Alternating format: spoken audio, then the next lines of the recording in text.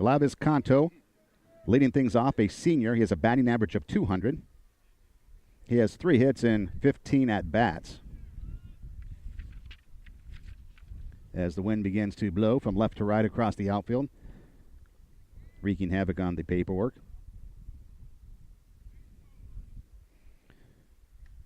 So we've got a delay in the action as apparently there's a gate open down the right field line.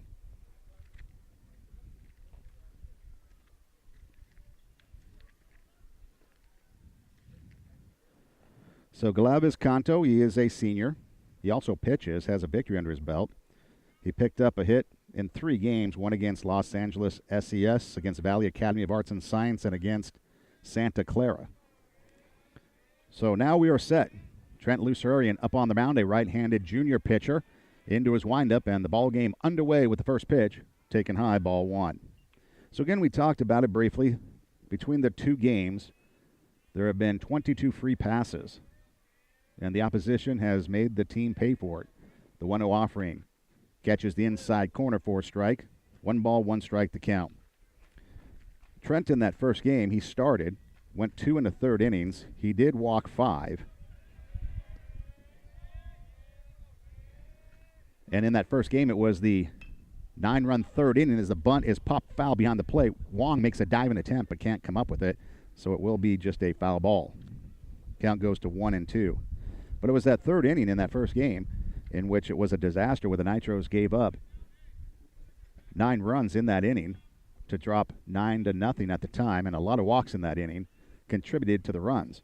And then in the game 2 of the season, it was a 5-run first inning in which 11 men came to the plate, and again, a lot of walks. Kovarik with 7 walks to start the game yesterday.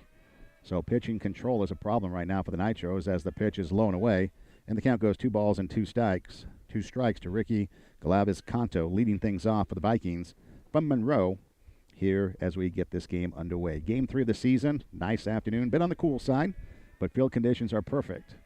The 2-2 offering.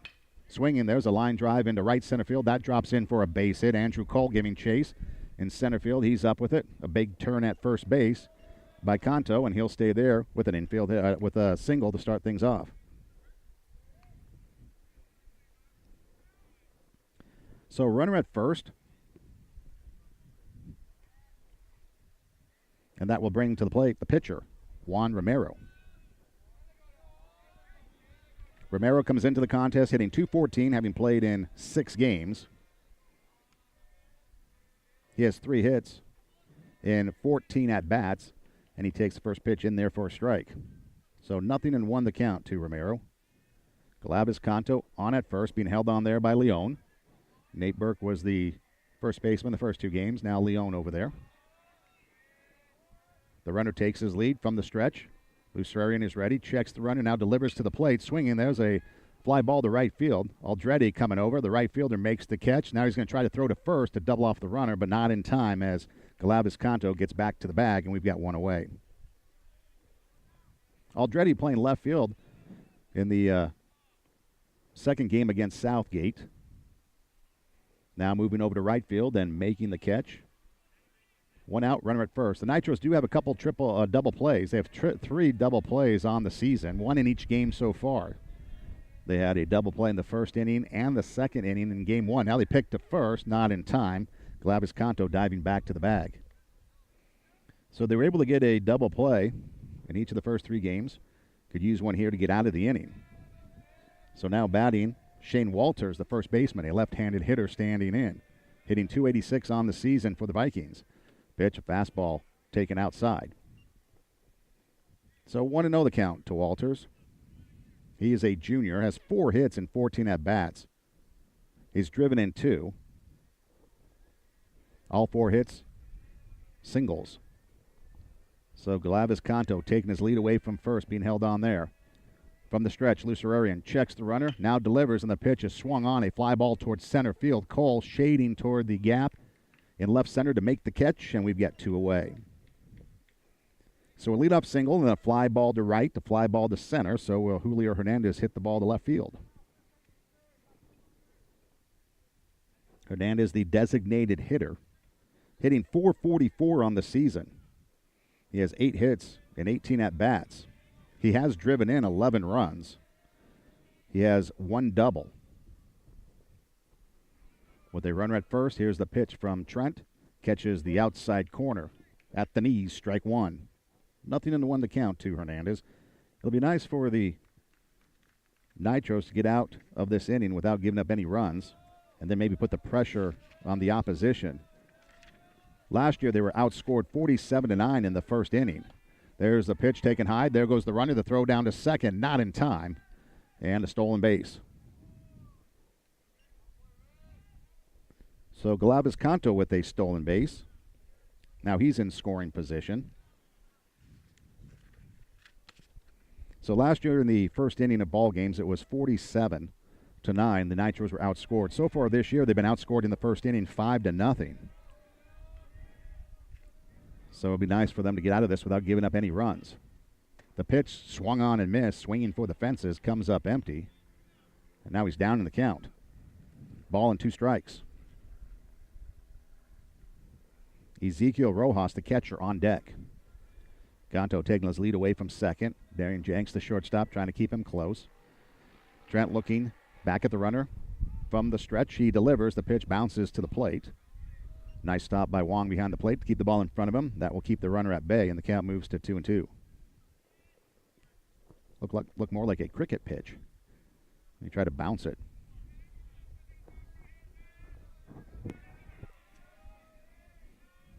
Outfield playing straight away. The infield is back. Here's the pitch from Trent. Swinging, fouled back to the plate. So the count remains 2-2.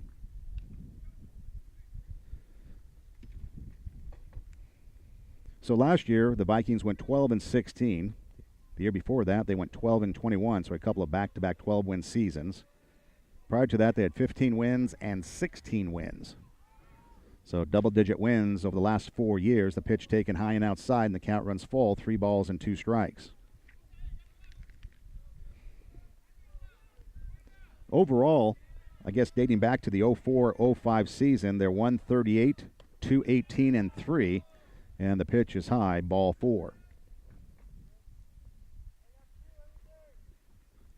So a hit and a walk offered up here in the first inning for Trent. They've got runners on at first and second to the Vikings with 2 outs. And that brings up the catcher, Ezekiel Rojas.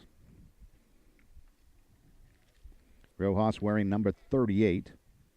Hitting .438 on the season, has 7 hits and 16 at-bats. He has 7 runs driven in, and he does have a couple of triples.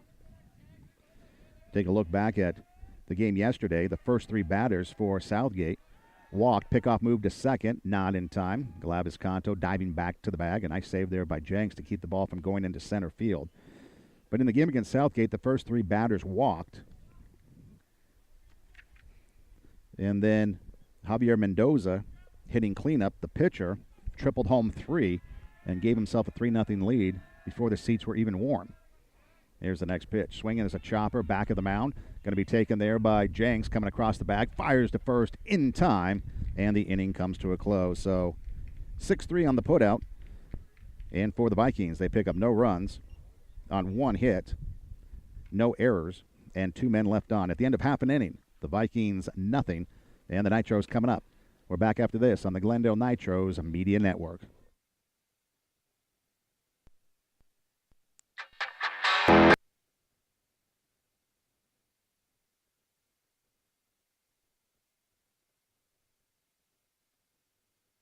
Arroyo Vista Inn is a historic bed and breakfast centrally located in the hills of South Pasadena, just 15 minutes from downtown L.A. They offer 9 unique rooms with beautiful views, cozy beds, and modern amenities. Enjoy impeccable service, daily breakfast, and afternoon refreshments. All rates include breakfast, parking, Wi-Fi, and tax. Check them out on the web at arroyovistainn.com or call them at 323-478-7300. Are you in the market for real estate services? Then you need Michelle Downing. Michelle combines years of experience and knowledge to get the job done right. Michelle Downing is a founding partner of Partners Trust Real Estate in Pasadena. Whether buying or selling, you need Michelle Downing. She will help you find the residence that is perfect for you. Call Michelle at 626-696-4848. Check her out on the web at thepartnerstrust.com. Speed Pro Image. So back here at Glendale High School as we get set for the home half of the first inning with the Nitros coming to the plate. Leading things off, David Edom, followed by Andrew Doe, then Darian Jenks. Joel Leon hitting fourth, Nolan Wong fifth, and Trent Lucerian batting sixth. Rounding out the lineup, Adrian Aguirre will be a designated hitter, Seth Harley batting eighth, and Ethan Aldretti in the number 9 slot. From left to right in the outfield for the Vikings, you've got Brian Sanchez, Sergio Navarro, and Anderson Avalar. Third to first across the infield, Emmanuel Bravo, Ricky Galaviz-Canto, Jeffrey Cavanes, and Shane Walters at first. Ezekiel Rojas behind the plate, and Juan Romero is up on the mound. He is a right-handed pitcher. On the season, Romero, he's appeared in 2 games, has an ERA of 11.67. He's given up 5 runs, 5 earned runs, 8 overall on 3 hits and 3 innings pitched, striking out 3 and walking 6. So Edom standing in, hitting .286 on the season. He's 2 for 7 on the young year. Takes the first pitch high, ball 1. He had a double down the line, the third baseline yesterday, scoring a run. He was also hit by a pitch in the first game. A couple stolen bases, a couple runs scored. And this one, he gets hit by a pitch, his second hit batter of the season, and he'll take first base.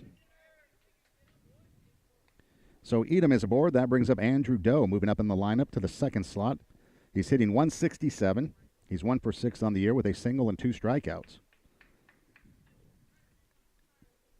The team batting average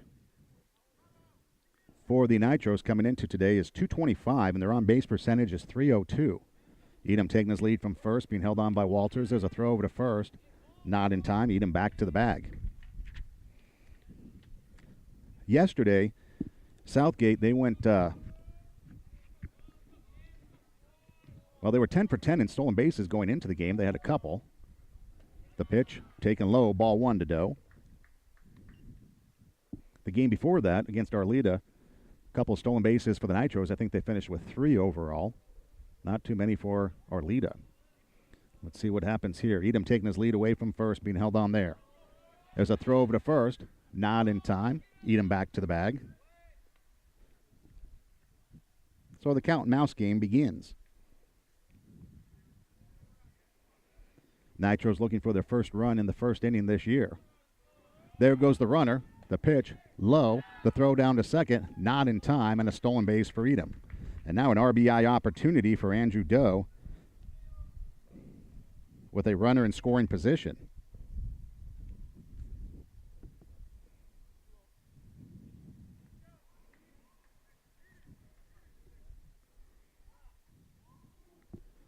So nobody out, runner at second. Romero checks the runner at second. Nobody there, delivers to the plate, and the pitch is low. 3-0 the count. And so now what we're starting to see is something that we traditionally see in high school pitchers. You get a runner on, put the pressure on, and it rattles the guy up on the mound. Yesterday, Mendoza cruised because there was nobody to challenge him on the base paths. The pitch in there for strike. So 3 balls, 1 strike the count to Doe. Doe, his first year on varsity, up from the JV level. Did not play in the first game. He's just a sophomore. Saw some action against Southgate. Now in here batting second today using the Mariucci bat. A check the runner turns, does the pitcher, and that drives David back to the bag. So Romero preoccupied with the runner at second. Not wanting to give up a first inning run. A big lead at second there. There goes David to third. The pitch is high, ball 4. The throw down to third goes into left field, so David will come home on the throwing error by the catcher. And just like that, the Nitros lead 1-0. Doe gets the walk, goes to first. So a stolen base and then scoring on the throwing error by the catcher, and the Nitros lead 1-0. Yep. So 2 stolen bases, a hit batter, an error, and a run scored, and Doe gets the walk, goes to first. So the first walk offered up, plus a hit batter, and that brings up Darian Jenks to throw over to first, not in time. Doe back to the bag. So for Jenks, he's hitting 125 on the season, 2 for 8. He's got 2 singles, a run scored, a stolen base, and an RBI. His on-base percentage is .375. There goes Doe. The pitch swung on and missed. The throw down from the catcher, not in time, and a stolen base for Doe.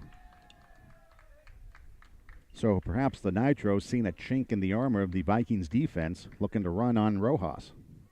Got 3 stolen bases here in the first inning and a run across. So Jenks now with an RBI opportunity, standing in, looking for his second run driven in of the season. Here's the pitch on the way by Romero. Swinging, pops it up to the right side. Second baseman, Cavanes, drops the ball. Doe on his way to third. Jenks makes it safely to first, and Doe to third. Runners at the corners now for the Nitros on the second error of the inning by the Vikings. So E4, and you got runners at first and third for the cleanup hitter, Joel Leone.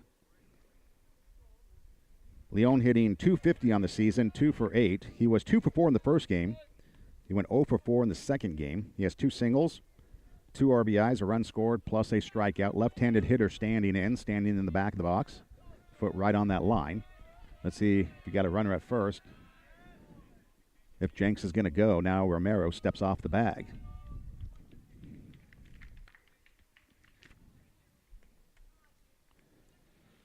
Trying to see how many stolen bases Romero has given up. He's given up 11 stolen. Oh, that's Navarro. Romero, coming into today, has given up 4 stolen bases in his 2 appearances as the pitch is taken for a ball. And right away, the Nitros with 3 stolen bases. So Jenks with the lead away from first. There he goes. The pitch to the plate swinging. There's a fly ball down the right field line. Avalar coming over toward the line's not going to get there. It's going to drop in for a base hit. That will score Doe from third. Jenks had to hold up to make sure the right fielder did not catch it. So he'll stop at second base on a base hit by Leone. He picks up an RBI, and the Nitros on top 2-0.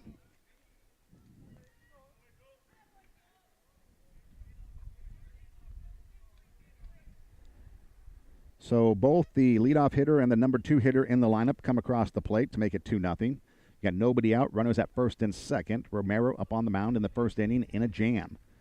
Now batting another left-handed batter, and Nolan Wong, and he takes the pitch low, ball 1. So Wong on the season hitting .500. He's 3 for 6. That's pretty good to start the season. He has all 3 hits are singles, and he's 3 for 6 as far as on-base percentage. Swinging, fouls it back. That moves the count to a ball and a strike. So the Nitros picking up 2 runs here in the first inning. And in their previous 26 games, they only had 9 first-inning runs. The big inning is the 5th inning. Last year, they were a later in the game type of team. Back half of the game, they'd score a bunch of runs. Now Romero, check that, looks to second, driving Jenks back to the bag, although nobody there to cover. And so they faced a lot of games in which they were down early, giving up a lot of runs in the first part of the game, but getting some runs back in the back half of the game, but it was too little too late. Here they're trying to put the pressure on in the early part of the game as Wong takes a pitch for a strike, letter high. A ball and 2 strikes to count now to the left-handed hitting catcher for the Nitros. 2 runs across here in the bottom of the first inning. You've got Jenks on at second. Leone over at first. Corners playing in. Middle infielders double play depth. Outfield straight away. The pitch is a fastball taken high and outside. That evens the count at 2. A couple of errors have helped out the Nitros here. Viking errors. That was one thing that the Nitros struggled with last year was errors. They averaged about an error an inning in the first part of the season. This year, right now, it's walks plaguing them. Swinging, he fouls it off toward the first base dugout. That hits off the fence, so it's a foul ball. And the count goes to 2 balls and 2 strikes. So 2-0 Nitros here in the bottom of the first inning. Romero up on the mound, laboring here in the first. Nitros putting the bat on the ball. That's the other thing, too. They're starting to hit the ball. So Romero, a senior, again, pitched in 3 innings coming into this one. 3 hits, 8 runs, 5 of them earned, with 6 walks and 3 strikeouts before this game. The pitch is low, and that makes the count full. 3 balls and 2 strikes. The Vikings 2-4-1 coming into this game. And we've got the wind blowing from left to right across the diamond. Let's see if the runners go with nobody out in the full count. Big lead at first by Jenks as the first baseman's not holding him on. Here's the pitch to the plate. That's high, ball 4, and the bases are juiced.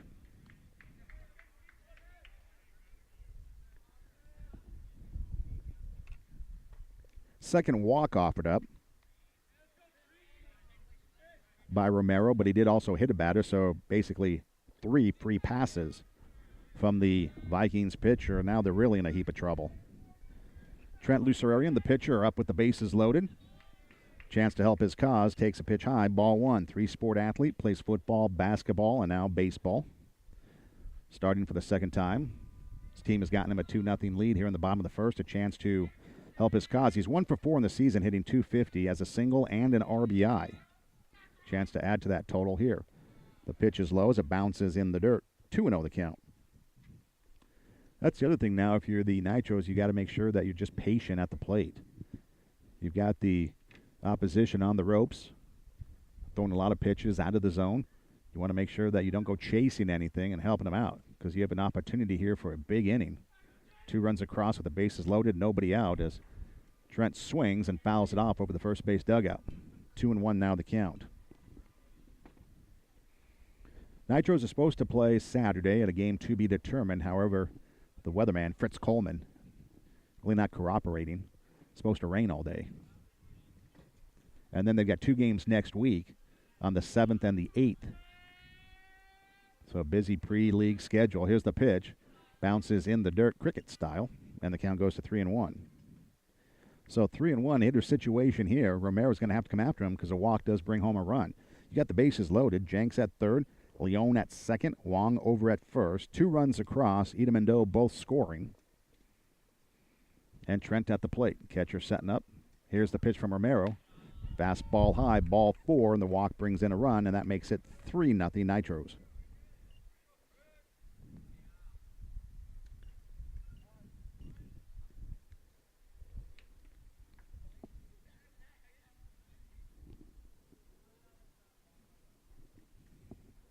All 3 runs so far earned, and that will get a trip to the mound by the skipper of the Vikings program.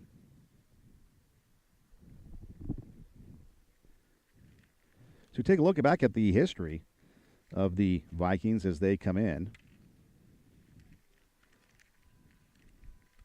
Coach Vance in his first year this year took over for Coach Nichols last year, and then prior to that,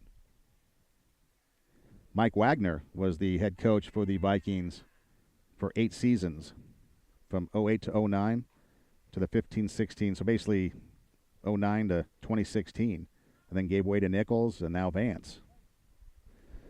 So now standing in, the designated hitter, Adrian Aguayo, and the pitch is just a bit high.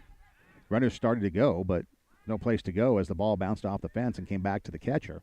So the runners retreat. The pitch to Aguayo is high, ball 1. This is his first at-bat of the season. He's a senior, first baseman, batting left-handed. Sat behind Andrew Tinoco for the first 3 years of his career, who's now at Glendale College. Next pitch, swinging, fouls it off, and the count goes 1 ball, 1 strike. Now, for a guy that has had limited action, okay, he hit .500 last year. In league play, he was 3 for 6. He had 2 singles, an RBI, a run scored. He was hit by a pitch and struck out twice. So he ended the season 3 for 6. Was 0 for 7 in the preseason or the pre-league, but had a good league season. Pitch called strike. And that moves the count to a ball and 2 strikes to Adrian. Nobody out when the bottom of the first. 3-0 is the score. Here's the 1-2 offering from Romero. The pitch swung on and missed, chasing a pitch out of the zone, and down goes Aguayo. So that's the first out of the inning, the first strikeout, and that brings up Seth Harley, a sophomore. Harley 0 for 3. He walked. That's about it. Playing third base. Did have an error yesterday in the field.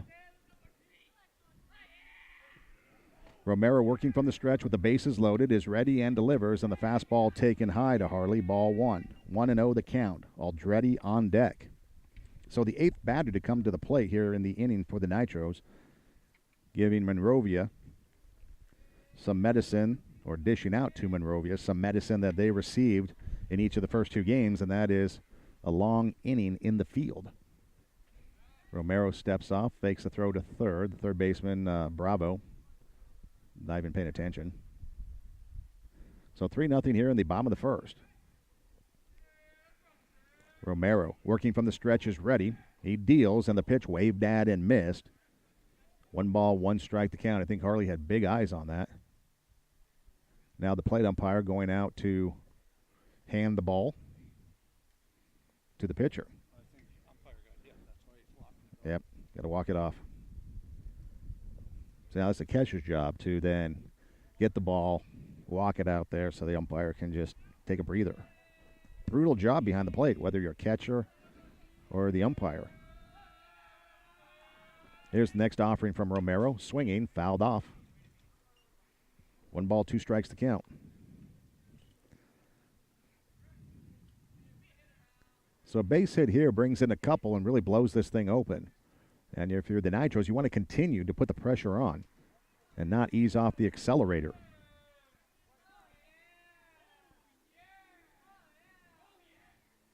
Breaking ball, nice pitch, drops across for a strike. And back-to-back strikeouts now for Romero. 2 away, and that brings up Aldretti. That was a nice-looking pitch on the part of Romero. So Aldretti now in the number 9 spot. He's 1 for 3, hitting .333 on the year with a single and a run scored and a chance to pick up some RBIs in the number 9 hole. Swinging at the first pitch, pops it up towards short.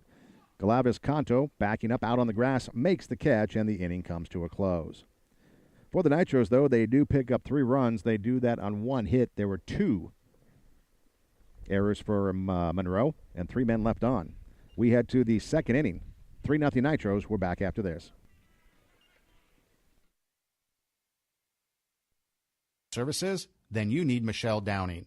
Michelle combines years of experience and knowledge to get the job done right. Michelle Downing is a founding partner of Partners Trust Real Estate in Pasadena. Whether buying or selling, you need Michelle Downing. She will help you find the residence that is perfect for you. Call Michelle at 626-696-4848.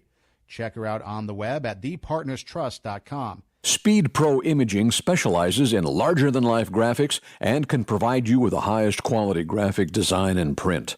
Services include banners, signs, posters, window displays, vehicle wraps, and a whole lot more.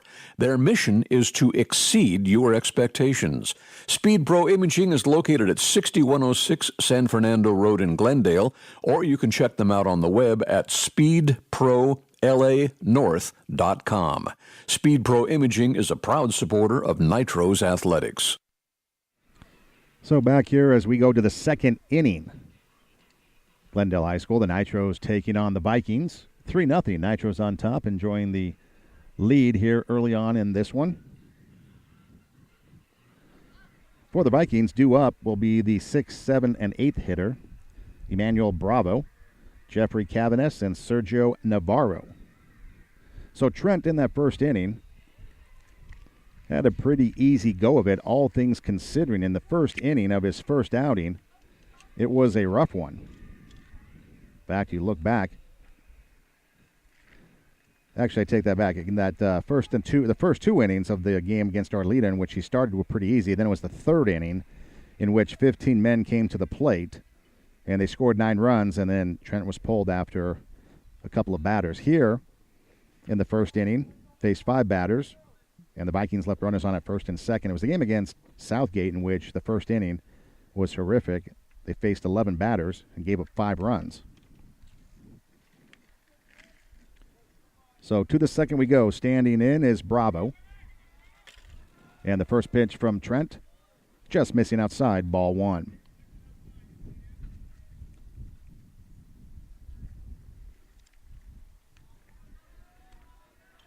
Trent is ready. Here's the next offering on the way. Pitch taken high and tight, and the count goes to 2 balls and no strikes. So Emmanuel wearing number 9, a junior, batting .500 on the season. He's 8 for 16. He has a double, 4 runs driven in, and he scored 5 times. Swinging at the pitch, pops it up. Shallow center field. The shortstop going out. Jenks makes the over-the-shoulder catch.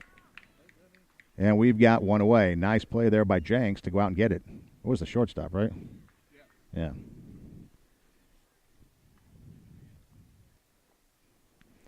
So Jenks doing a good play. We've got one away as Bravo is retired, and that brings up Jeffrey Cavanis. Cavanis hitting .308 on the season. He has 4 hits, 3 of them doubles. He's got a big slugging percentage. Takes a pitch for a strike. 4 hits, 3 doubles. He scored 5 times, .308 average. So one away here in the top of the second inning. Trent into the windup. Here's the next pitch, taken high. So 1 ball, 1 strike the count now to the number 7 hitter in the lineup for the Vikings. I believe this is the first time these two teams have met as well, at least in recent history and going back the last 14, 15 years. Fastball waved at and missed. Down in the count is Cavanis, now 1 ball, 2 strikes. In fact, the first 3 games of the season have been all against city schools. The Nitros did see Arleta once prior to this year, beat them. There's a 1-hopper back to Trent on the mound. He'll take it over towards first, tosses it to Leone, and quickly 2 away.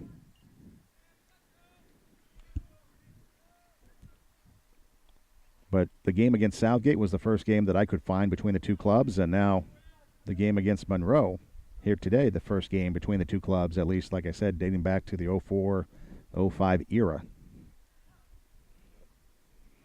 So we've got 2 away, and that brings up Navarro. Navarro on the season hitting .231.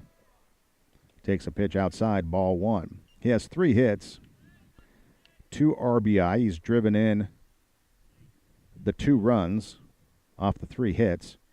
He scored a run himself and is a senior. So here's the 1-0 offering from Trent. That bounces in the dirt, 2-0 now to the number 8 hitter playing center field for the Vikings. So Monroe coming from North Hills out beyond the 405 freeway.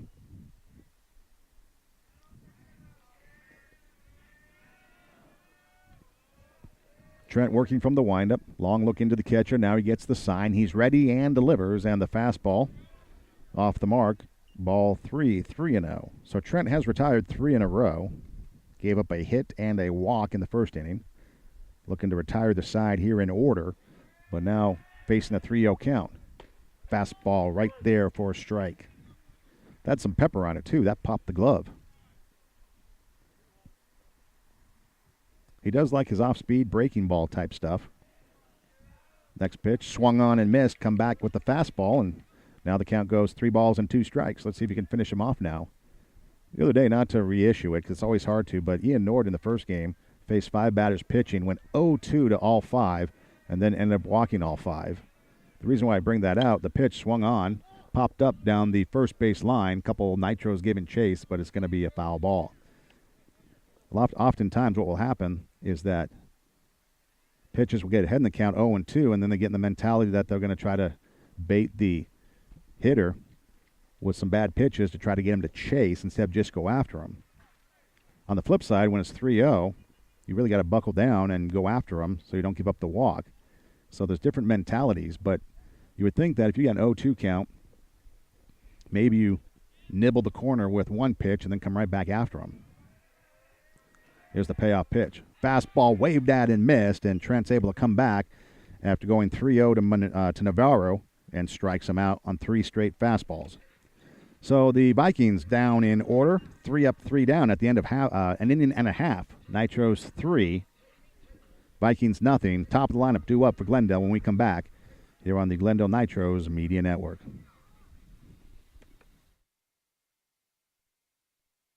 Arroyo Vista Inn is a historic bed and breakfast centrally located in the hills of South Pasadena, just 15 minutes from downtown L.A. They offer 9 unique rooms with beautiful views, cozy beds, and modern amenities.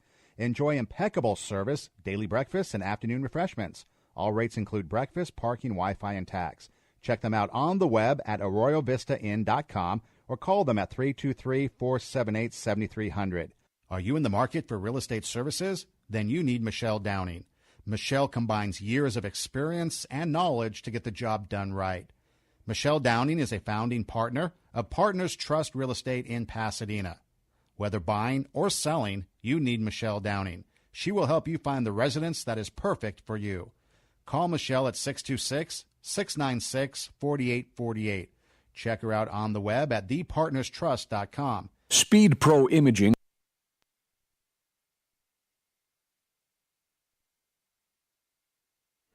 So back here at Glendale High School as we get set for the top of the second inning, and the Nitros will start things off with the leadoff hitter, David Edom, followed by Andrew Doe, then Darian Jenks.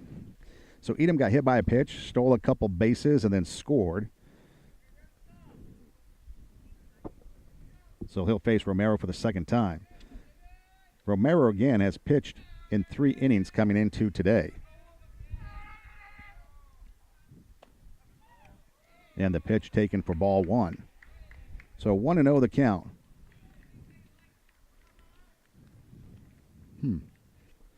So Romero appeared in their 13-0 loss to Los Angeles CES as the pitch is taken high for ball 2. And then he appeared in the Southeast game in which they won 12-9, but he gave up 5 earned runs. That's an ERA of 11.67 in that game. The next pitch catches the corner on the inside part of the plate for strike 1. 2 balls and a strike to count to David. So 2 appearances. This is his 3rd. Quite possibly could be his first start. Here's the 2-1 pitch. Swung on and missed, and the count evens 2 balls and 2 strikes. So Edom, Doe, Jenks, if anyone should get on, Leone. 3-0 Nitros here in the second inning. Here's the next pitch on the way. Swung on and missed, and down he goes. So 3rd strikeout for Romero in the contest. We've got 1 out, and that brings up Andrew Doe. He walked, stole a base, and scored back in that first inning.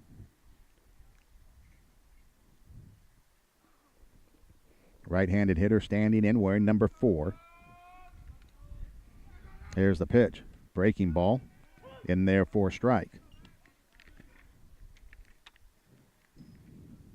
The Nitros nor the opposition have scored in the second inning this year so far. Here's the next pitch. That's high over everybody. 1 ball, 1 strike. Last year, the Nitros were outscored 22-6 in the second inning. The most runs they gave up in a single inning last year was the first, 47. Here's the pitch. Swinging, fouled back. Count goes to a ball and 2 strikes. So Romero faced 9 batters in the first inning, giving up 3 runs, trying to make quick work of the Nitros here in the second, have an easier inning of it. Curveball bounces and hits everybody like a pinball through the pinball machine on the way to the backstop. Count goes 2-2. So 3-0 Nitros here in the bottom of the second. There's the pitch. Taken high, ball 3, and the count runs full now. 3 balls and 2 strikes to Doe. So Doe 1 for 6 coming into today with a single. He hit 5th yesterday in the game against Southgate, swinging, sends a fly ball towards left center field. Both outfielders giving chase. The center fielder there, Navarro, pops off his glove, and that's going to roll for a while. Doe on his way to third. The outfielder, Navarro up with it, gets it back into the cutoff. And Doe on at third, and that will be a 3-base error on the part of Navarro in center field that's just popped out of his glove.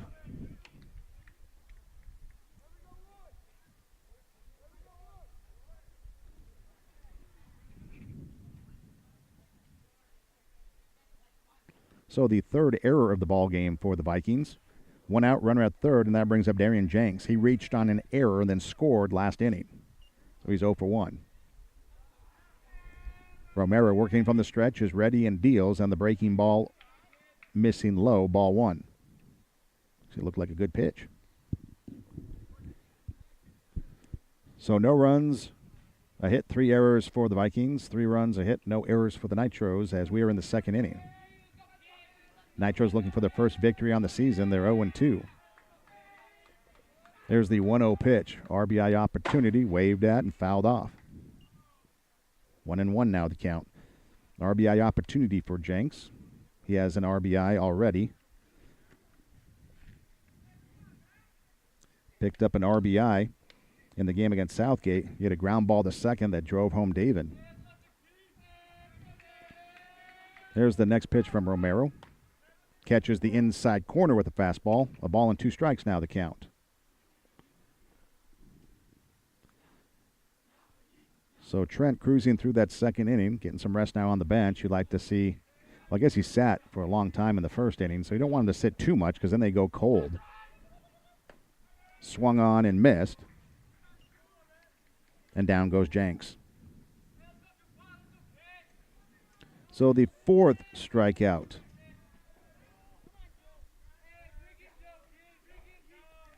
And that brings up Joel Leone. A single, drove in a run, and was stranded at third in the first inning. He's 1 for 1 on the game, and the pitch is a fastball outside, ball 1. 3 for 9 now on the season, hitting .333, up in his average from .250. It's always easy to do that in the early part of the season when the hits and at-bats are low. As the season wears on, the next pitch is high. It takes a few hits to raise your average. It's always good to get out to a good start. It makes the season easier. Although you take a look at some of the guys last year, like we talked about Adrian Aguayo. He went 0 for 7 in the non-league season, went 3 for 6 during league as the pitch is taken high. 3-0 the count. Runner at third, that's Doe. He reached on the 3-base error by the center fielder Navarro. Here's the 3-0 offering. In there for a strike. 3 balls, 1 strike to count.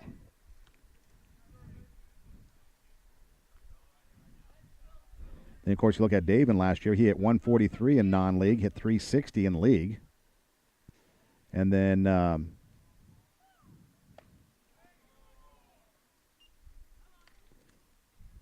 the pitch taken for a ball, so the count, no, the strike, so it's count 3-2. So 3 balls, 2 strikes to count with 2 outs. Here's the payoff pitch. Fastball fouled back. So Leone stays alive with 2 outs here in the home half of the second inning. The Nitros lead at 3-0. They've got a runner at third. Edom struck out. Doe reached on the 3-base error. And then Jenks striking out. 4 strikeouts in the game for Romero. He struggled, hit a batter, walked. Someone reached on an error. A base hit, a walk, and now he's settled down as he gets Leone on strikes here to close out the inning. So he's retired 6 of the last 7 batters he's faced and really should have shut down the Nitros in order with the fly ball to center field that was off the glove of Navarro. But 3 strikeouts in the inning pushes Romero's total to 5 through 2 innings. He seems to have settled down and gotten into a groove.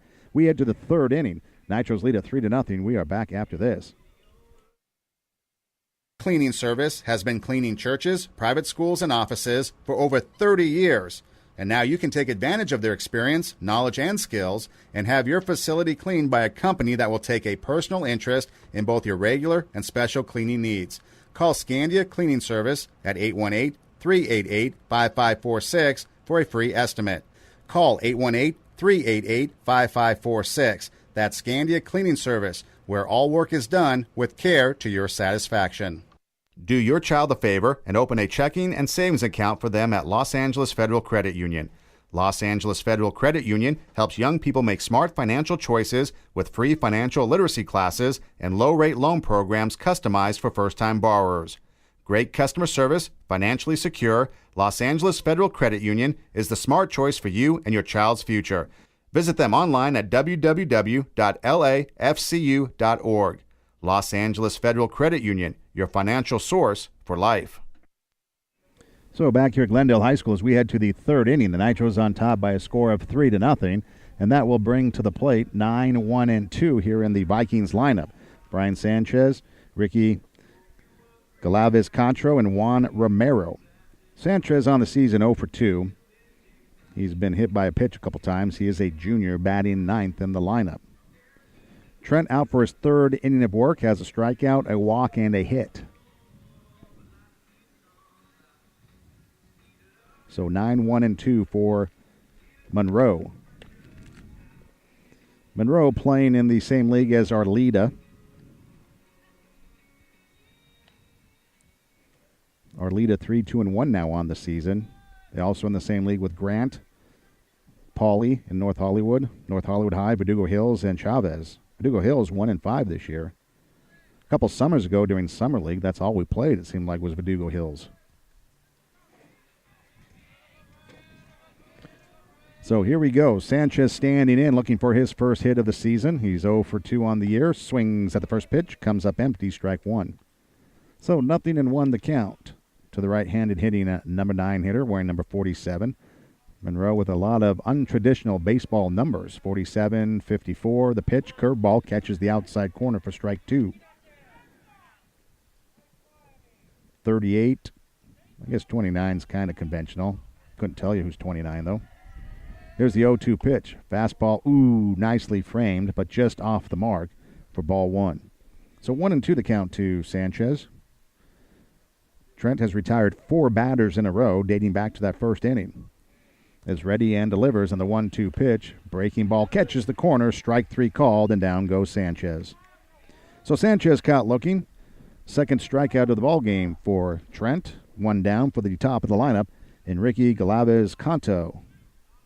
He's 1 for 1. He singled and stole a base and was left stranded at second in that first inning.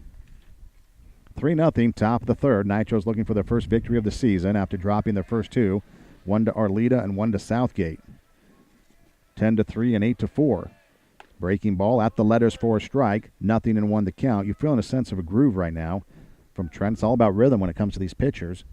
And it looks like Trent's found himself a little bit of a rhythm. Has a little bit more confidence, too, in his demeanor on the mound. The fastball missing outside, ball 1. 1 ball, 1 strike to count. Outfield playing pretty much straight away. Infield is back. The Vikings have left 2 men on. Here's the next pitch. Fastball swung on, fouled off. And now the leadoff hitter down in the count, a ball and 2 strikes. You knew with Trent, it would just take a couple games for him to get into his rhythm. Coming from basketball, hasn't really been a part of the baseball program this year very long. The team did make the playoffs the first round. Next pitch, swinging. There's a bouncing ball towards second base. Edom charges it, gloves it, fields it, throws to first in time, and we've got 2 away.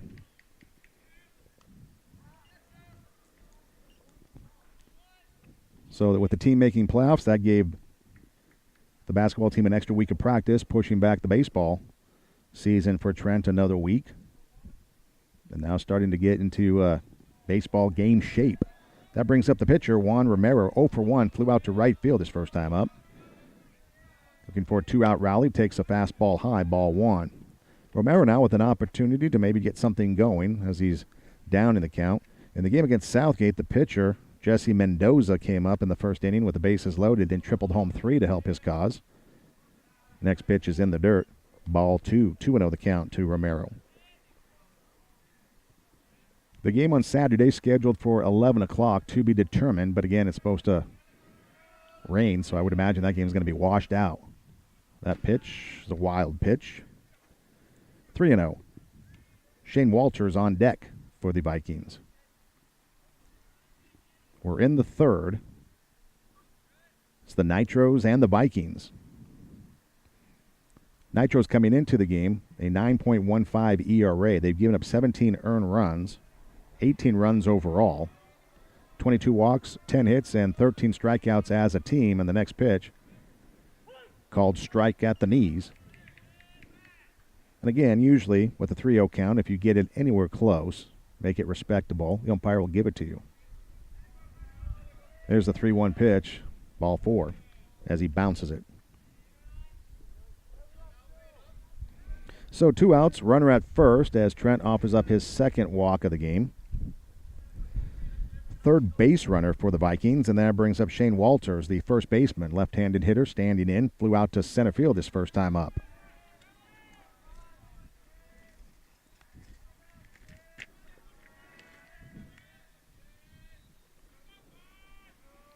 Here's the pitch to the plate, missing low, ball 1. So for Walters, you take a look at what he's done so far this year. A hit against Southeast, a base hit against Valley Academy of Arts and Science. And now a hit against Santa Clara and Eagle Rock. So he's coming in with a 2-game hit streak. Romero with his lead from first, swinging. There's a line drive foul down the first base line. That goes into the corner. And that makes it 1 ball, 1 strike to count to Welters. So 4 hits, a 2-game hitting streak. He has 2 RBI on the year. He has scored a run. You look back at that tie, 4-4 tie against Valley Academy of Arts and Science. And then you remember that Flint Ridge Prep game last year that ended in a tie, 3-3 with the Nitros and Flint Ridge Prep. Pitch coming inside. Nearly hit Walters. And then the game couldn't continue on because the field had to be given over to AYSO. Go figure. 2 balls, 1 strike to count, 2 outs here in the third. The pitch taken low, ball 3, and now it looks like Trent's out of his rhythm. We talked about it earlier. You get a runner on base, you put the pressure on the pitcher. They tend sometimes to get out of their sequence, their rhythm. Romero taking his lead away from first, being held on there by Leone. Trent working from the stretch. He sets at the belt. Now he's ready and delivers, and the pitch swinging, fouled off. Third base side, back out of play. So 3 balls, 2 strikes, 2 outs. Runner at first. Romero should be going on the pitch. At least that's what you would anticipate.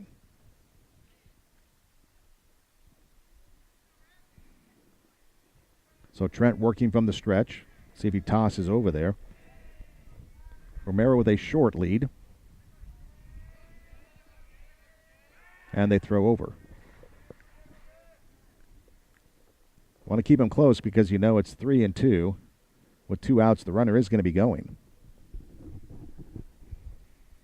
But if you let the runner know that you're at least thinking about him, he might not stray too far. Here's the payoff pitch. The runner goes. Check swing. The pitch is high. And it's ball 4. Trent wants the catcher Wong to appeal. He's not going to get the appeal. Now Chan heading to the mound, the coach, to talk to Trent. So Romero goes to second. Walters with the walk. Back-to-back walk offered up by Trent. 3 walks in the game.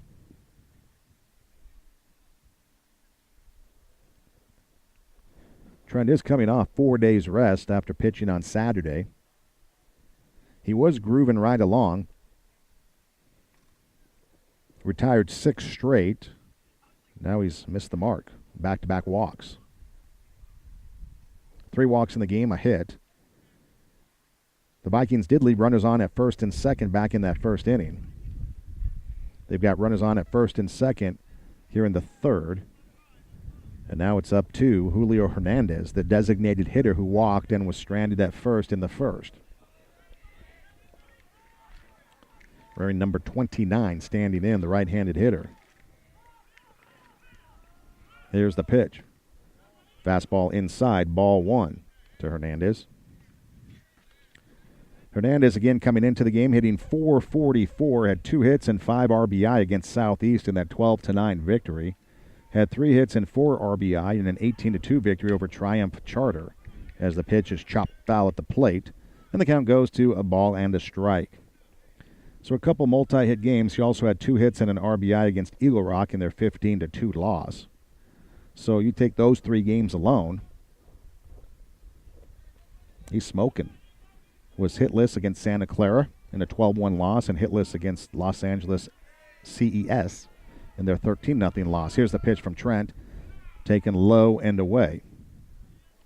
That 2 balls and a strike. So 2 balls, 1 strike to count. You've got 2 outs. Romero at second, Walters at first for the Vikings. Trent looking from the stretch, checks the runner at second, now swinging. There's a ground ball that gets up the middle into center field for a base hit. Rounding third is Romero. He's coming to the plate. Cole up with it, gets it into second. A run scores, advancing to third on the play is Walters. And Hernandez with an RBI single gets the Vikings on the board. Runners at the corners, and it's 3-1.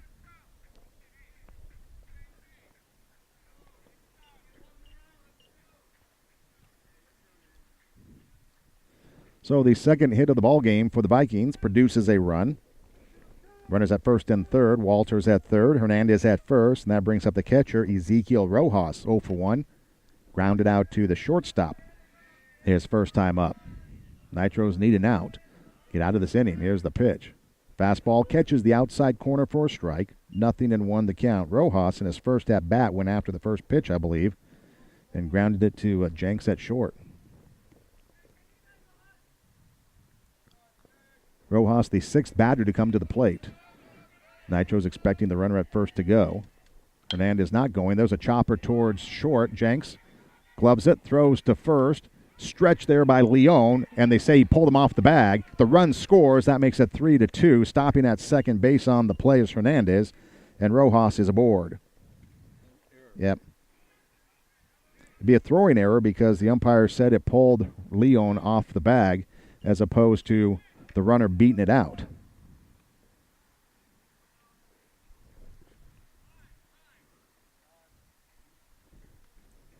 So Walter scores from third. Hernandez at second. Rojas at first on the error. And that brings up Emmanuel Bravo. He's 0 for 1, popped up to short his first time up to open that second inning. So 2 runs across here in the third, and it's a new ball game. It's 3-2 now.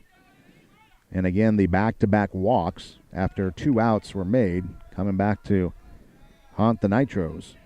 Base hit and an error scores a run. Swinging. There's a fly ball towards the gap in right center field. This could give the Vikings the lead as it lands. Center fielder Cole trying to pick it up. Coming in to score is Hernandez. Rojas rounding third. He's on his way to score. Into second with a double. Driving in two is Bravo, and the Vikings have the lead 4-3.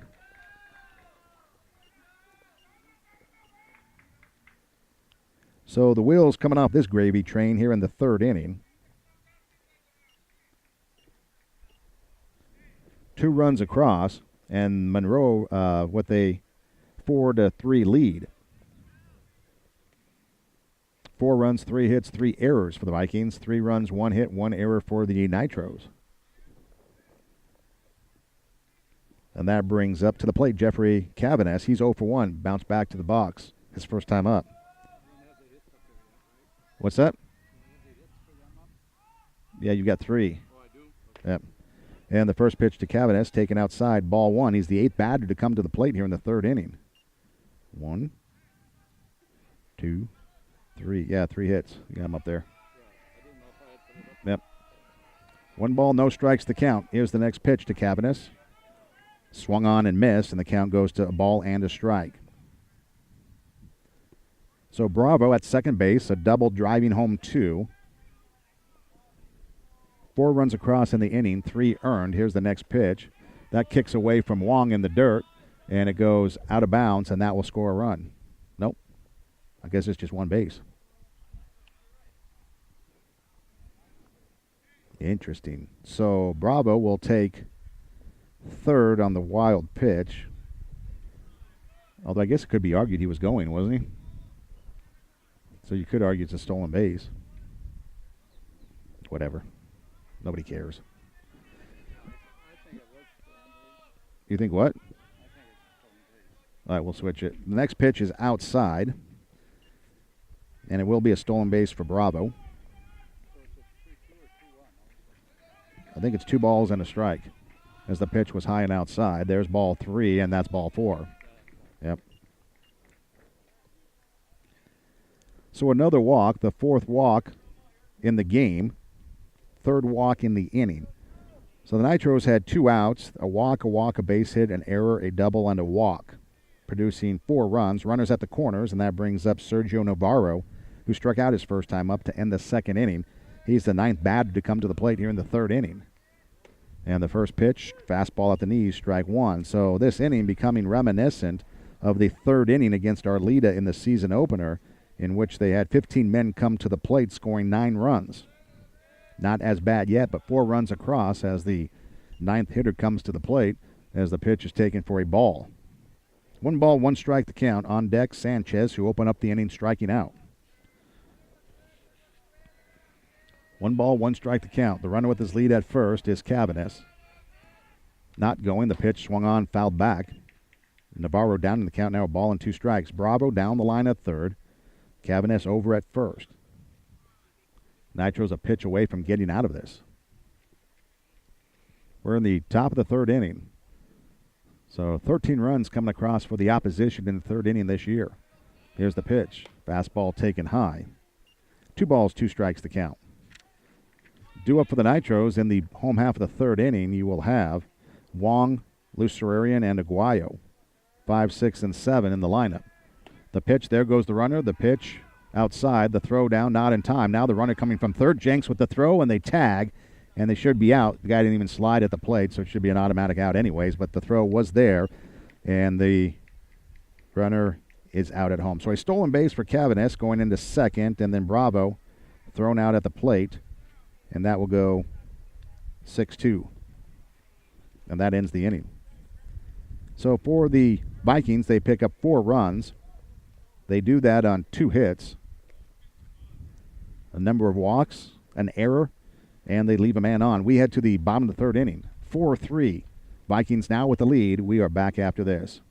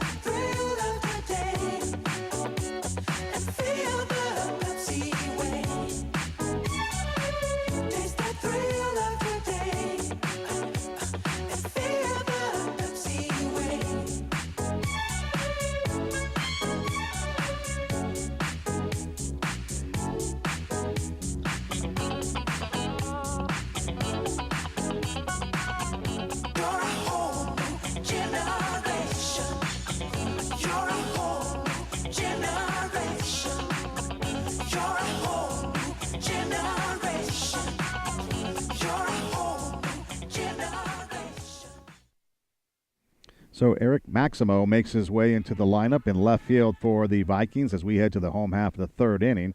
And the first pitch is in there for a strike to Nolan Wong. Wong walked and was stranded at second in the first inning.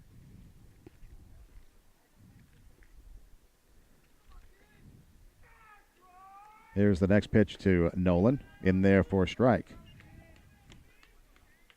So Wong down the count now, 0-2. Again, hitting .500 on the season, 3 for 6 with 3 singles and a walk. Here's the 0-2 offering. Taken high, ball 1. So 1-0 the count.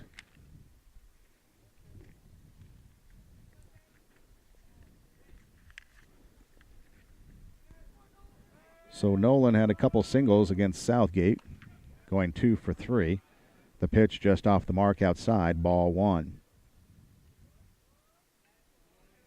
He went 1 for 3 as well in the first game with a single in his first at-bat. There's a 3-2 pitch, swinging fouled off. No, that's 2-2. So the 2-2 pitch fouled off, and Wong will set back in, the left-handed hitting catcher. Bats left, throws right. And we'll see if Trent is coming up next. He is the batter due up. I'd be surprised to see him in the fourth inning pitching, but you never know.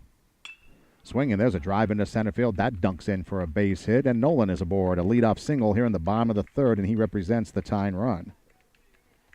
Second hit of the ball game for the Nitros, and that brings up Trent. He walked, and that RBI drove in a run back in the first inning. So he has his second RBI of the season, hitting .250. Wong taking his lead away from first, being held on there by Walters. New pitcher on the mound. Throw to first, not in time. And actually got new people all the way around, so Shane Walters now pitching.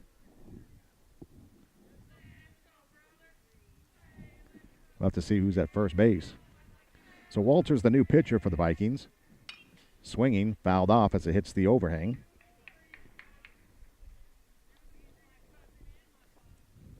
So he can close the books on Romero. He went 2 innings, struck out 5, walked 3, allowed 3 runs, all of them earned, 2 hits, and he hit a batter. Right now he leaves as the pitcher of record, I guess, even though he went 2 innings. Wong bluffing at first. The pitch to the plate, swung on and missed. Trent down the count now, 0-2. I believe Romero now is over at first. So Romero and Walters just switching places. Here's the 0-2 pitch from the lefty. Waved at and missed, and down he goes. So Trent strikes out. That is the 6th strikeout of the game for Monroe pitching staff. The first for Walters. So Wong over at first, leading off the inning with a single.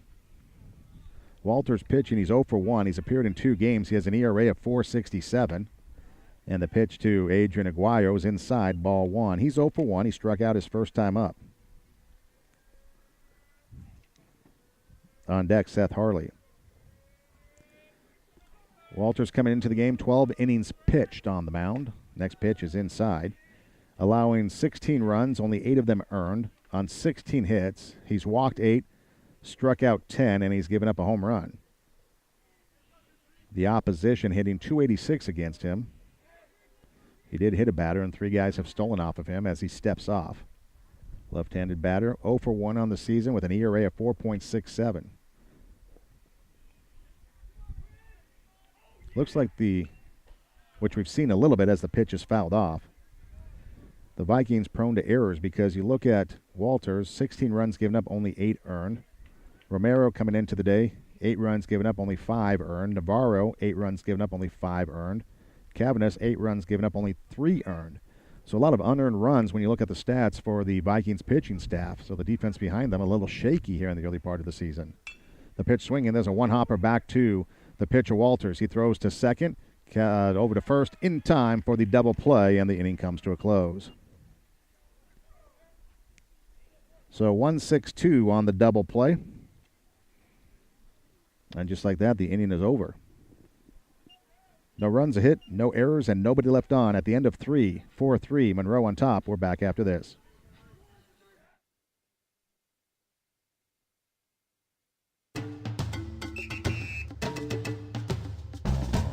Sometimes I dream that he is me. Got to see that's how I dream to be. I dream I move, I move. I dream I groove, like Mike.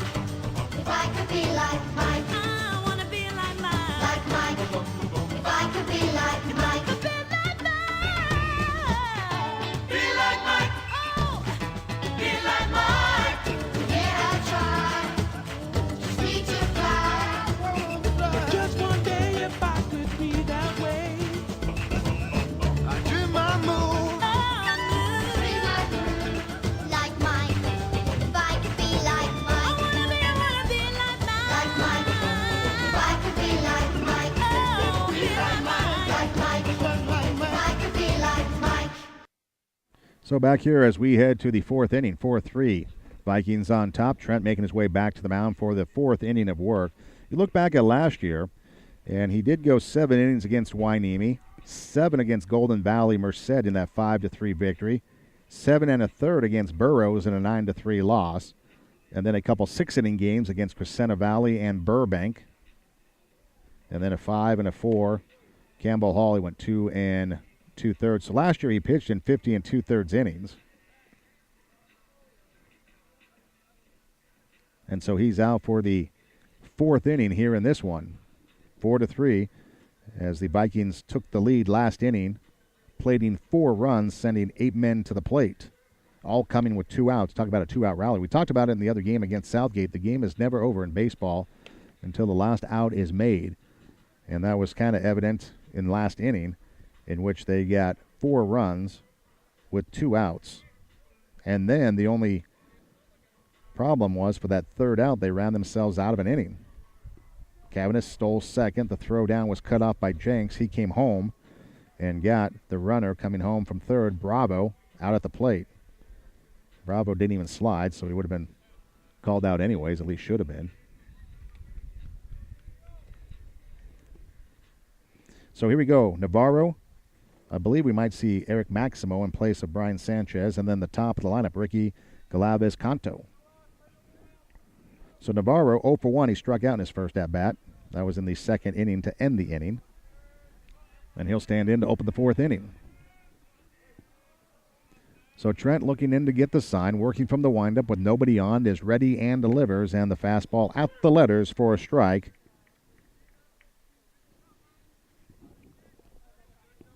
Navarro was at the plate when the last out was made. He had a 2-2 count. Next pitch, swinging, popped up, left side. That will go back out of play. And quickly down in the count. 0-2 is Navarro.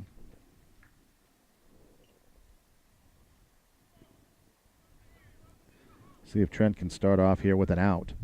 Get your first out. He's ready and delivers, and the 0-2 offering. Waved at and missed, and down he goes. So Navarro strikes out for the second time in the ball game. That is the third strikeout of the game for Trent. And that will bring up number 45, Eric Maximo, taking over for Brian Sanchez. And the first pitch to Maximo was taken high, ball 1.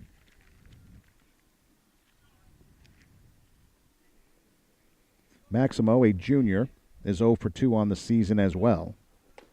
Swings at the pitch, comes up empty. He was hit by a pitch once, so he had 3 plate appearances and got on base once. 1 ball, 1 strike to count. The next pitch from Lucerian is taken high, 2 balls and a strike.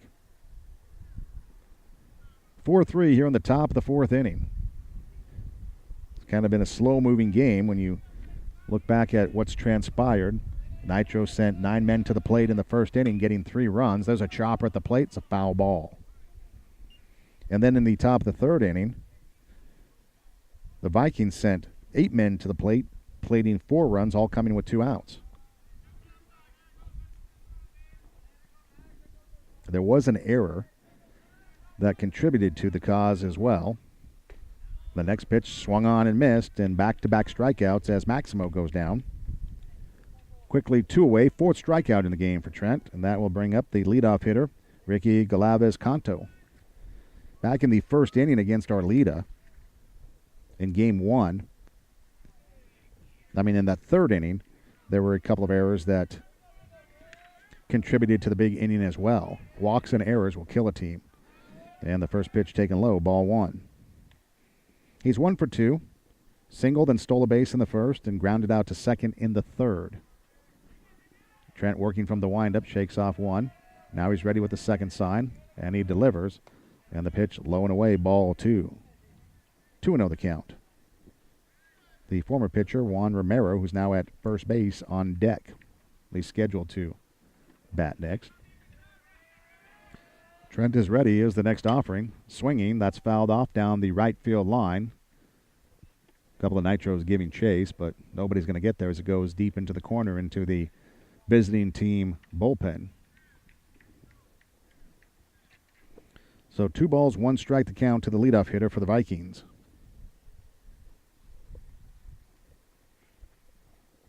Trent with 4 strikeouts here today. The most he had last year was 5. He had 5 against Hueneme, 5 against Golden Valley in that 5-3 victory, and 5 against Burbank in an 11-0 loss. So if he gets 1 more here, he will match his high from a year ago at 5. There's a 2-1 pitch. Catches the outside corner. 2-2, and now he's a pitch away from striking out the side. In fact,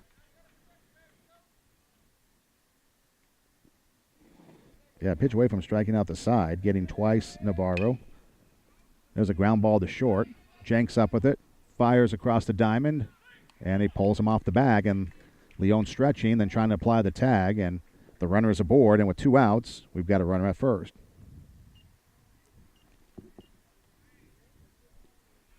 Second error of the ball game for the Nitros. So 2 outs, runner at first. And that will bring up Juan Romero. He's 0 for 1, flew out to right field his first time up. And then he walked and scored in that third inning. Let's see if Gavilis Canto is going to go. Throw over the first. The ball gets away from Leon. That will go down the line.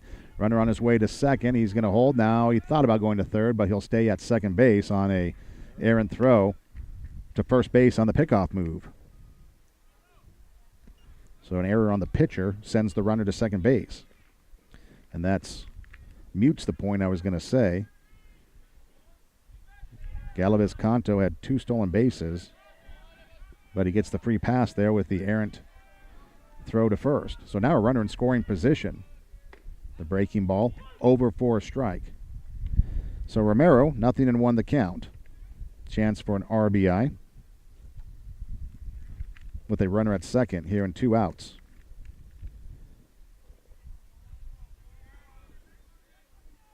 Romero with 2 RBI on the season. Licking his chops. The pitch swung on, fouled off down the first base line. Count now 0-2. And now for Lucerian, a chance to close things out himself with a strikeout here. Pick up his 5th and end the inning. We're in the 4th, 4-3. Nitros trailing by a run. Nitros picked up 3 runs in the first. The Vikings came back with 4 in the third. Trent looking in to get the sign. Working from the stretch with a runner at second. Jenks, the shortstop, trying to keep the runner close to second. Here's the pitch to the plate. Breaking ball swung on, fouled off. Hits off the overhang above us and goes out to the field. So we'll do it again. Trent's just going to keep the ball himself. Why not? He's only, 2 baseballs, so he gets the other one, and then next pitch he gets this one back. Might as well keep it. It's not like the pros where you have an endless amount of baseballs you can use. So 0-2 the count, looking to close it out here. Here's the pitch. Fastball swinging. There's a fly ball towards center field. Cole fading over to his right. He's there to make the catch, and the inning comes to a close. No runs, no hits, an error, and a man left. We head to the bottom of the 4th. Nitros trailing 4-3, and we are back after this. So here we go as we head to the bottom of the 4th. Seth Harley leading things off, and the pitch from Walters, waved at and missed, strike 1. Harley 0 for 1. He struck out his first time up. That was back in the first inning. So Harley, Aldretti, and Edom, 8-9-1 in the Nitros lineup as they're chasing one here in the home half of the 4th inning. There's the next pitch. Swung on, fouled back. Harley down in the count now, 0-2. So the Nitros with 3 in the first, looking to get some runs, take the lead back. Last year in the 4th inning, they were outscored 16-5. Here's the 0-2 pitch. Swung on and fouled off. I think Harley last year caught at the JV level, was a catcher. This year playing third.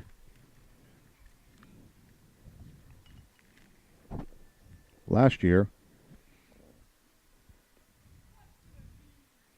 was a tough year at the plate. There's 3 different stats as far as team stats go. The highest is 214, but I know that's generous. They were more like 190.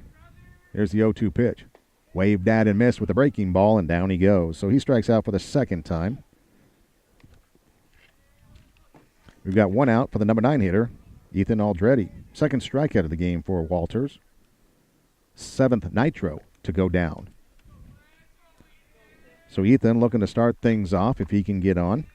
Give the leadoff hitter and the top of the lineup a chance to drive in a run. Swings and misses, strike 1.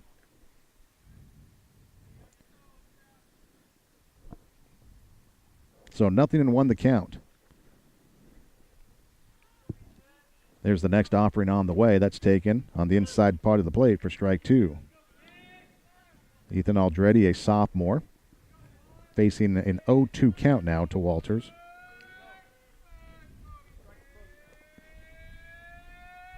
Here's the 0-2 pitch. Waved at and missed, and down he goes. So back-to-back strikeouts. We've got 2 away for the leadoff hitter, Dave and Edom, here in the 4th inning, trailing 4-3. Let's see if we can get things going. Struck out his last time up. His first at-bat, he was hit by a pitch. Stole second, stole third, and came home on a throwing error by the catcher for the game's first run. There's the pitch. Inside, and it hits him, and he gets the base. So he's hit by a pitch for the second time in this game, and he's aboard. So he's hit by a pitch. That brings it to now 3 hit batters, or 3 hit by pitches. So they got a lefty on the mound, so he'll have to keep himself close with the lefty up on the mound. He's got a big lead at first, being held on there by Romero. Guy's going to throw over there, and he does. David dives back in safely. So now with Doe, he walked and scored in the first, reached on an error by the center fielder in the second. See if you can put the ball in play with 2 outs. Big lead at first. Here's the pitch to the plate. Fastball taken outside, ball 1. Got to be careful at first here. You don't want to get thrown out at second and the inning, especially with the 2, 3, and 4 hitters coming up. The meat of the lineup. Walters looks over there. Going to throw over there. There he goes. David back in, standing up. 4-3, bottom of the 4th inning. Son Eden with you from Sam Harvey Field on the campus of Glendale High School. 3rd game of the season for the Nitros. Here's the pitch. There goes the runner. Pitch is outside. The throw down to second. Not in time. And a stolen base. His 3rd stolen base of the game. Now he represents the tying run at second base if Doe can find a hole and punch it through. Now with a left-handed pitcher up, stealing 3rd should be easy. Walters working from the stretch, checks the runner, and delivers, and the pitch in the dirt. Ball 3. 3-0 the count. Outfield playing straight away. Middle infielder's back. 3rd baseman Bravo even with the bag. The 1st baseman back behind the bag. 2nd baseman coming in, trying to keep David close to second. He bluffs. The throw is high. Ball 4 as the pitch comes to the plate. And you've got runners on now at 1st and 2nd. First walk offered up by Walters. The 4th free pass given up by the Viking pitching staff here in this one. Now let's see if the Nitros can put together their 2-out rally, much like the Vikings did in the 3rd inning, to take the lead. So Jenks at the plate. 0 for 2, reached on an error and scored back in the 1st inning. Struck out to end the 2nd. Here's the pitch to the plate. Fastball in there for a strike. So 0-1 the count.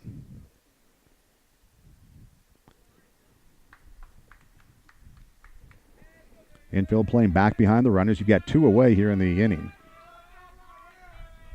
There goes the runner to 3rd. The pitch waved at and missed, and David will have a stolen base. And going into 2nd is Andrew Doe on the double steal. So now the Nitros have the tying run at 3rd, the go-ahead run at 2nd. Now Jenks just needs a base hit here. 0-2 the count. Here's the pitch. Swung on and fouled it back. Stays alive, getting a piece of it. That's all you need to do is just get a piece of it until you find the pitch that you can drive and send it. Give it a ride. No balls, 2 strikes to count. 2 outs here in the bottom of the 4th. Nitros trying to strike. Here's the pitch. Swinging as a bouncing ball towards 2nd. Cabaness has it. He's going to throw to 1st in time, and the inning comes to a close. So 4-3 on the putout ends the Nitro threat here in the 4th inning. No runs, no hits. There was a hit batter, a walk, no errors, and 2 men left on. After 4 complete, we head to the 5th. Vikings on top, 4-3. We are back after this.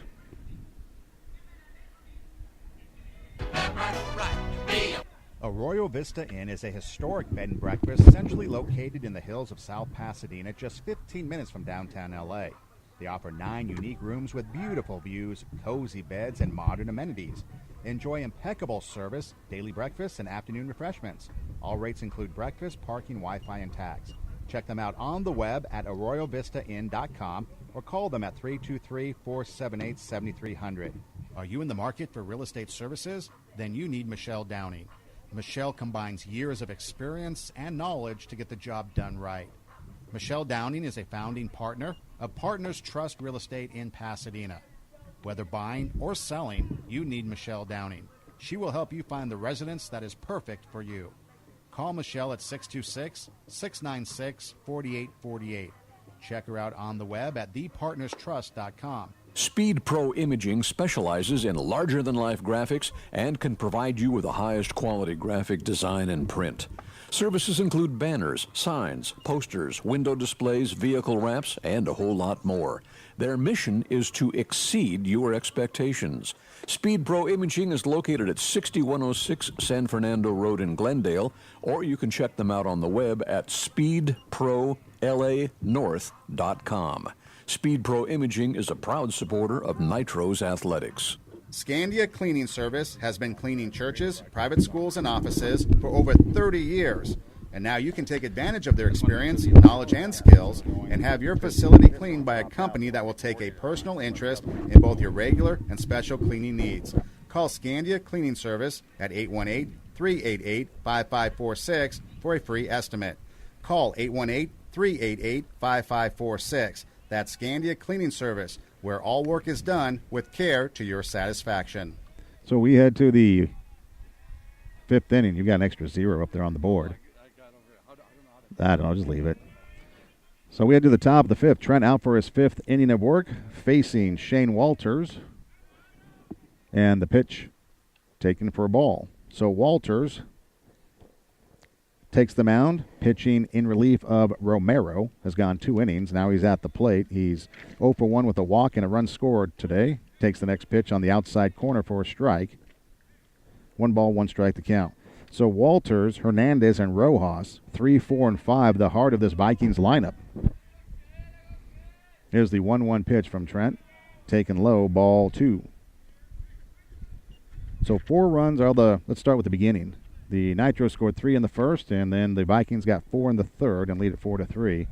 Nitros did have runners on at second and third with 2 outs, but could not cash in the bottom of last inning. Swinging, fouls it off. Back out of play. 2 balls, 2 strikes to count. Again, the Nitros are scheduled to play on Saturday at 11 a.m. The game and site to be determined, but with the rain coming in, not sure that's going to happen. Here's the 2-2 pitch. Taken high, ball 3, and the count runs full. And then on the 7th, they're scheduled to play a game to be determined. And then the 8th, which I believe is next Thursday, they're taking on Canyon here at home. The pitch swung on, fouled back. So Saturday's supposed to be on the road. And then Wednesday next week at home, teams to be determined supposedly. And then Canyon on the 8th at home. Try to carry as many games for you here on EdomRocksRadio.com. We're also trying to Facebook Live at EdomRocksRadio.com on the Facebook page. It's a live streaming video, so if you want to check it out, pitch is fouled off. It's Facebook.com/EdomRocksRadio.com. Got a live video feed going. So here's the payoff pitch in the dirt, ball 4, and Walters is aboard with a walk for the second time in the game. 5th walk offered up. Now Walters is going to get his coat and put it on. And I think that's going to be it for Trent, as Coach Chan might be heading to the mound to make a change.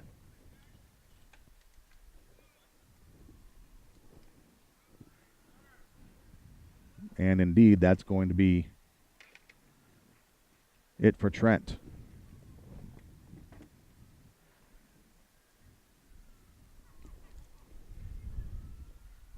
So now we'll see who's coming in. Trent will go 4 innings, striking out 4, walking 5, allowing 4 runs, only 3 earned on 3 hits, and he will give way.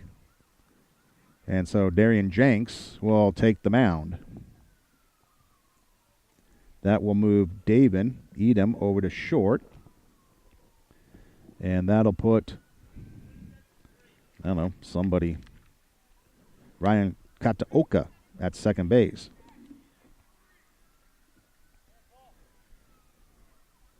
So Jenks now on the season. He went 4 2/3 innings against the Arleta in the season opener. 4 2/3 innings, striking out 5, walking 3. Allowed a run, 1 hit, has an ERA of 1.52. So he will be called upon here in the 5th inning, coming off a 4 days rest as well. with a runner at first that belongs to Trent, and he will face Hernandez, Rojas, and Bravo. 4, 5, and 6 in the lineup. And again, Dave and Edom moving over to shortstop from second base, and Ryan Kataoka will come in and play second base. So Ryan is a junior. So we've got a sophomore at third, a senior at short, a junior at second, and then Leon, the senior who missed last year, at first. You've got the junior behind the plate and a junior up on the mound, and then your outfield, you've got a sophomore, a junior, and a sophomore. So a young club, really, when you think about it. This year might not be their year, but when you look ahead to next year, they could have some success, especially if some of these younger guys develop and you've got a heavy junior, senior laden class. This year, it's only a couple seniors. You've got Dave and a senior, Adrian, Joel, and Jesus, 4 seniors, but only one of them with any amount of serious playing time, and that's the shortstop right now. And the first pitch taken high, ball 1 to Hernandez. Julio Hernandez, he's 1 for 1. He singled, drove in a run, and scored back in the third, and then in the first inning, he walked. Running with his lead is Walters. The pitch to the plate, taken for ball 2. 2-0 the count. So again, when you look at the stats here, you've got Hernandez, a junior, coming into the contest hitting .444, so that's going to go up a bit with the base hit. Next pitch runs inside, and quickly Jenks down in the count. 3 balls, no strikes. Walters with his lead away from first, being held on by Leon. Here's the next pitch. In there for a strike. So 3 balls, 1 strike the count to Hernandez, with Rojas, the catcher, on deck. So let's see, Hernandez came into the contest hitting 8 of 18. So now he's 9 of 19. Pitch is in there for a strike, catching the inside part of the plate, and the count runs full now. 3 balls and 2 strikes. Nobody out, runner at first. Infield double play depth, outfield straight away. A big lead at first. The pitch waved at and missed, and down he goes as Jenks got him to chase one upstairs, and Hernandez is retired.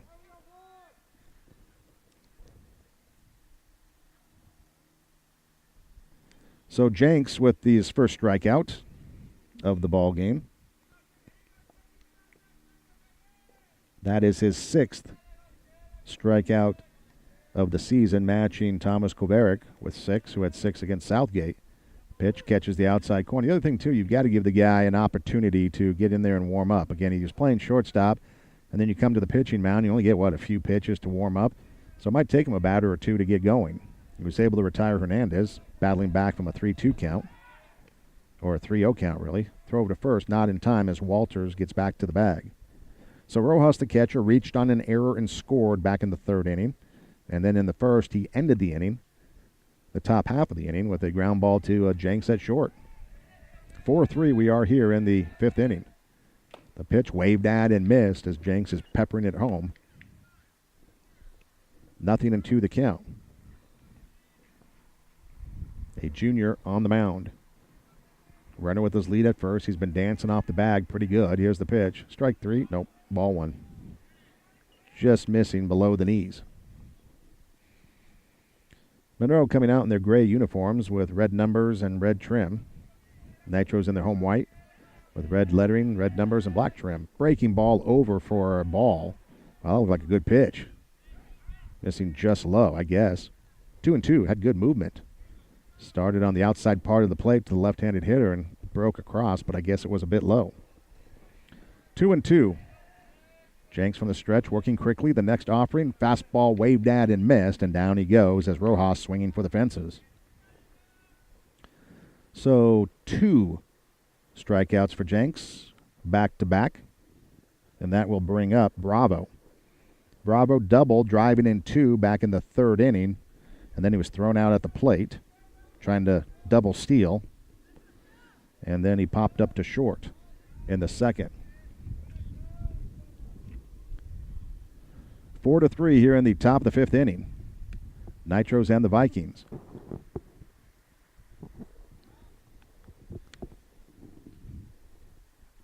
Kind of a lull in the game as they throw to first, not in time. Walters back to the bag. I guess as the sun sets and it gets colder, people tend to get quiet. Use all their energy trying to keep warm. Don't worry, though. A couple weeks, maybe a month, we're going to be like, where's the cold air? It's still going to be so hot. Pitch swung on and missed. Strike one the count to Bravo.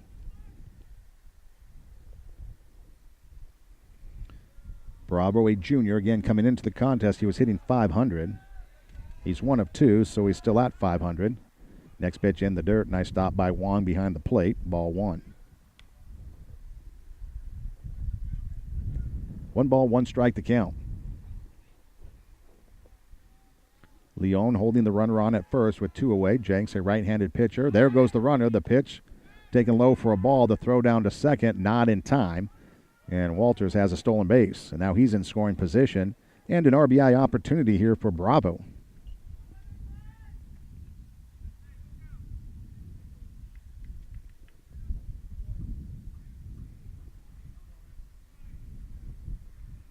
Bravo with 4 RBIs coming into today. Has 2 already.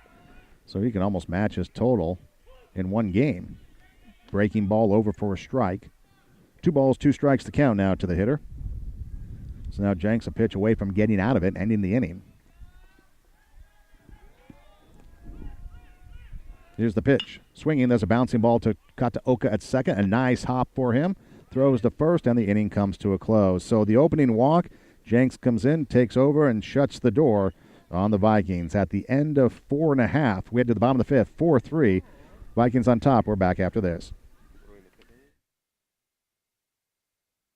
The favor and open a checking and savings account for them at Los Angeles Federal Credit Union. Los Angeles Federal Credit Union helps young people make smart financial choices with free financial literacy classes and low-rate loan programs customized for first-time borrowers. Great customer service, financially secure, Los Angeles Federal Credit Union is the smart choice for you and your child's future. Visit them online at www.lafcu.org. Los Angeles Federal Credit Union, your financial source for life. Fair Oaks Orthodontics in South Pasadena provides family-friendly care for the entire family. Their team is second to none when it comes to a caring and generous staff. Dr. Craig Chung and Dr. Leslie Jung believe that everybody deserves to have a beautiful smile. They are also Invisalign certified, meaning clear braces.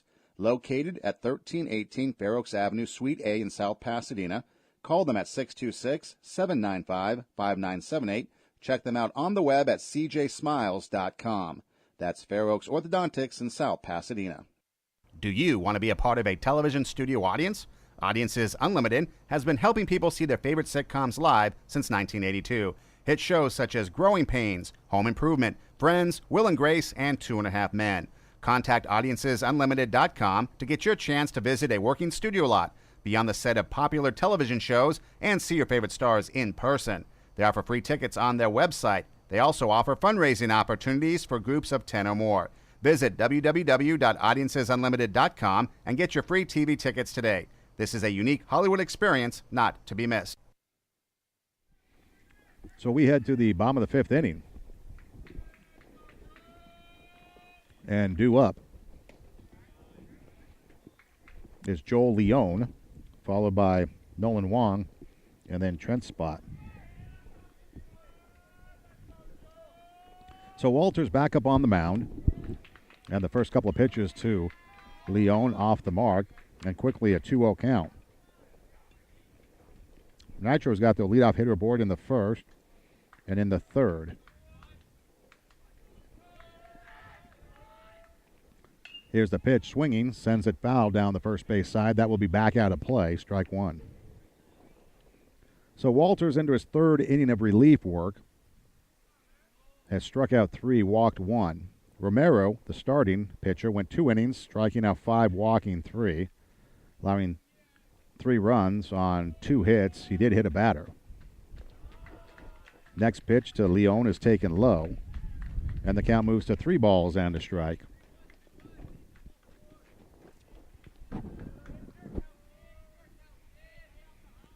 So 3-1 the count.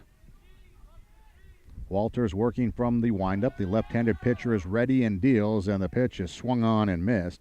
And the count runs full now. 3 balls and 2 strikes to the left-handed hitting first baseman for the Nitros.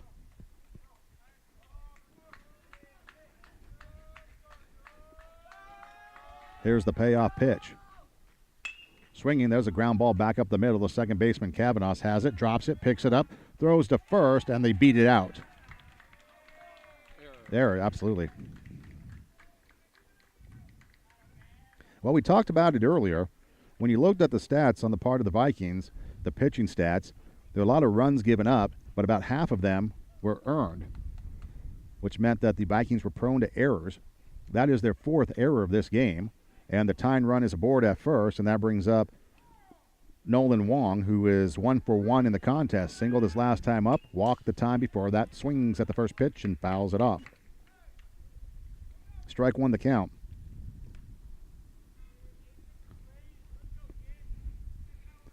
So it will be Wong, then Kataoka, and then Aguayo. Leon taking his lead away from first. Left-handed pitcher looking over there. Now the pitch to the plate taken high to Wong. So we got lefties everywhere. Got Leon's a lefty. Wong's a lefty. The pitcher's a lefty. First baseman's a righty.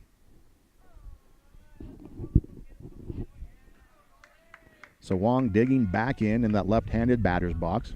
Leon with his lead away from first. Here's the pitch to the plate. Swung on and missed. Big cut there by Wong. He comes up empty. Down in the count now, a ball and 2 strikes. 4-3 is the score here in the home half of the 5th inning. Got a barn burner going on here at Glendale High School. Here's the next pitch. Curveball just off the mark upstairs. That'll even the count now at 2. Wong again coming into the contest, hitting .500. He'll go up a little bit since he's 1 for 1 in the game. Pitch inside, and the count runs full now, 3 balls and 2 strikes. So big pitch here upcoming by Walters. If he gives up a walk, he'll be first and second with nobody out. Good opportunity for the Nitros to tie this thing up and maybe take the lead. So a big pitch here. Could be a game changer. Here's the pitch. Swung on and missed, and down he goes. So Wong strikes out.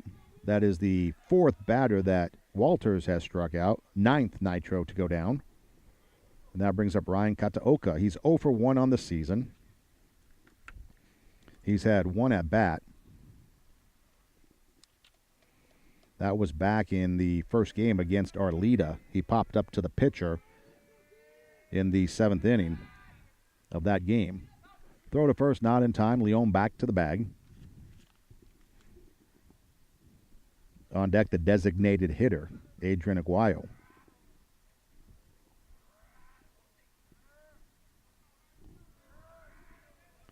Hey, don't forget daylight savings coming up March 11th. The pitch does a ground ball towards first, snagged nicely by Romero at first. He'll take it to the bag himself. Advancing to second on the play is Leon, and we've got 2 away. So a nice diving play there by the first baseman, Romero, to snag that one, gets up, takes it to the bag. The runner advances into scoring position, and now the senior designated hitter, Adrian Aguayo, with an opportunity to tie it up with an RBI. Get a base hit, bring home a run, and knot this game up.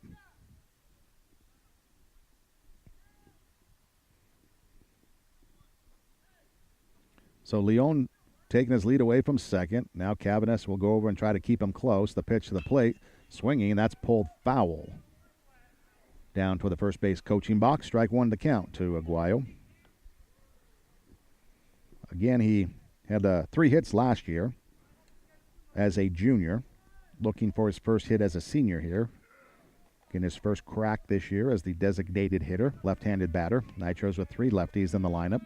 Lefty on lefty again here. There's the 0-1. That's in the dirt, gets away from the catcher, so Leon will advance to third on the wild pitch. I believe it was a ball. I don't think Adrian swung. So now the tying run 90 feet away.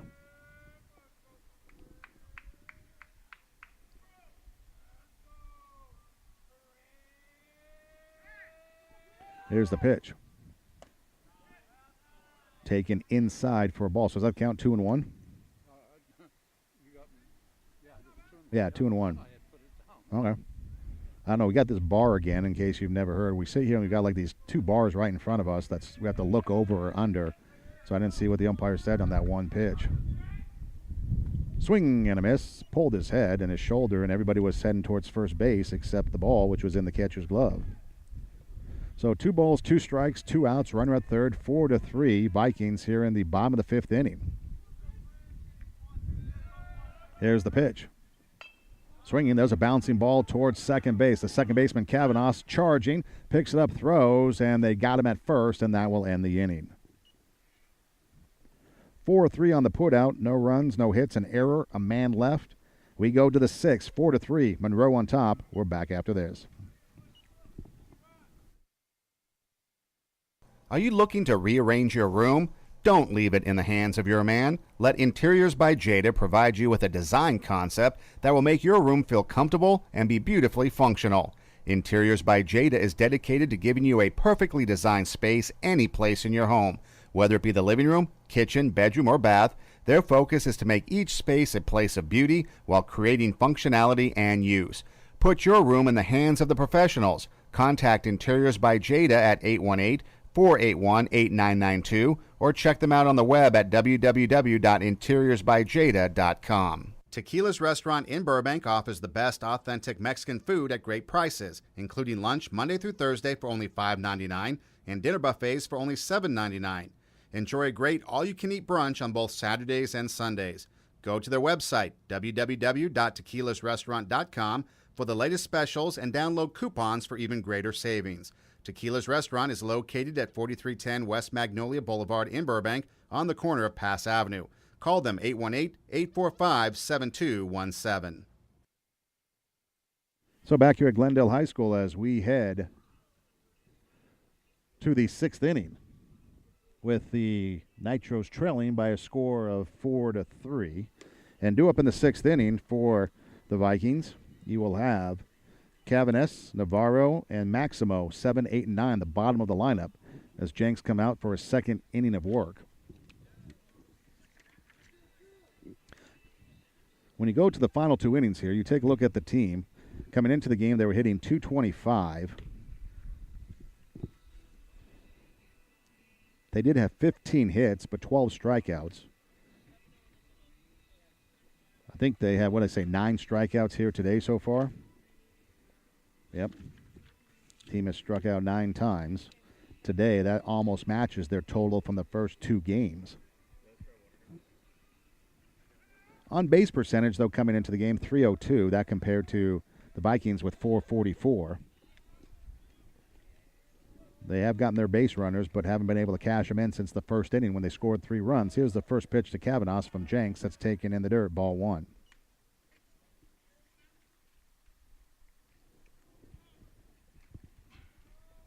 So 1-0 the count. Jenks working from the windup is ready and deals, and the fastball swung on and missed. A big cut there by Cavanes.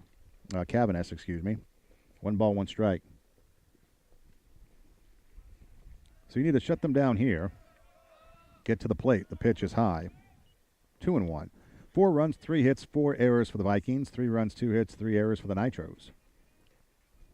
Nitros trying to snap a 2-game losing streak. The pitch waved at and missed. Another big cut, maybe swinging for the fences. 2-2.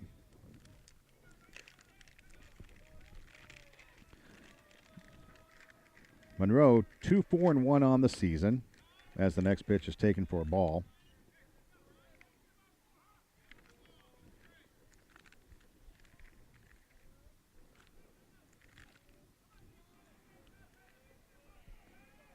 Here's the payoff pitch.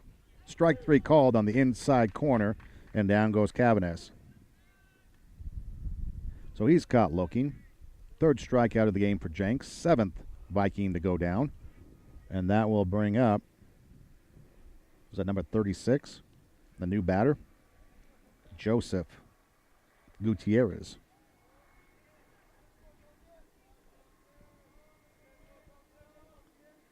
So Joseph Gutierrez standing in. Thank you. So now Gutierrez, where are you?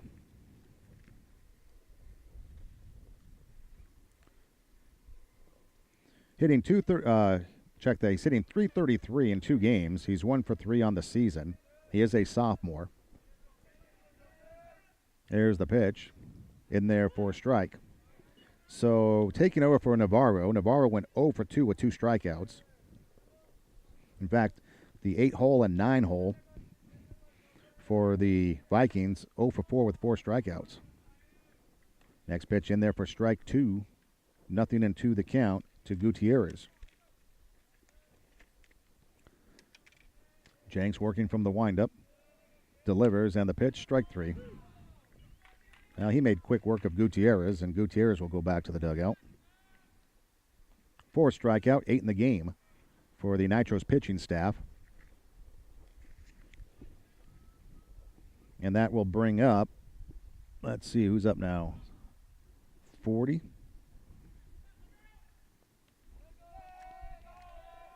Omar Reyes. And the pitch in there for strike to Reyes.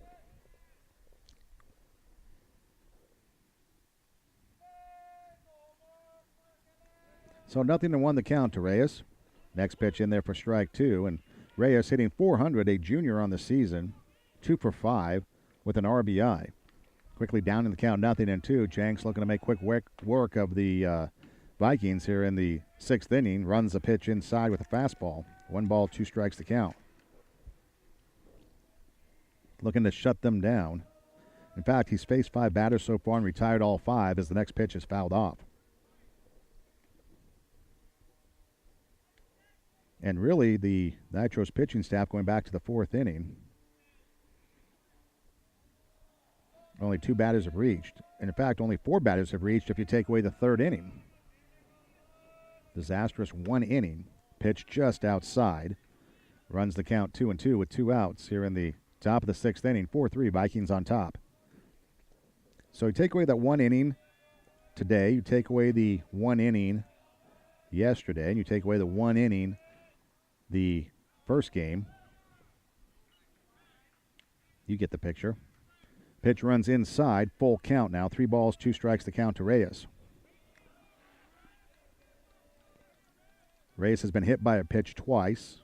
Struck out once. And the pitch just low, ball 4.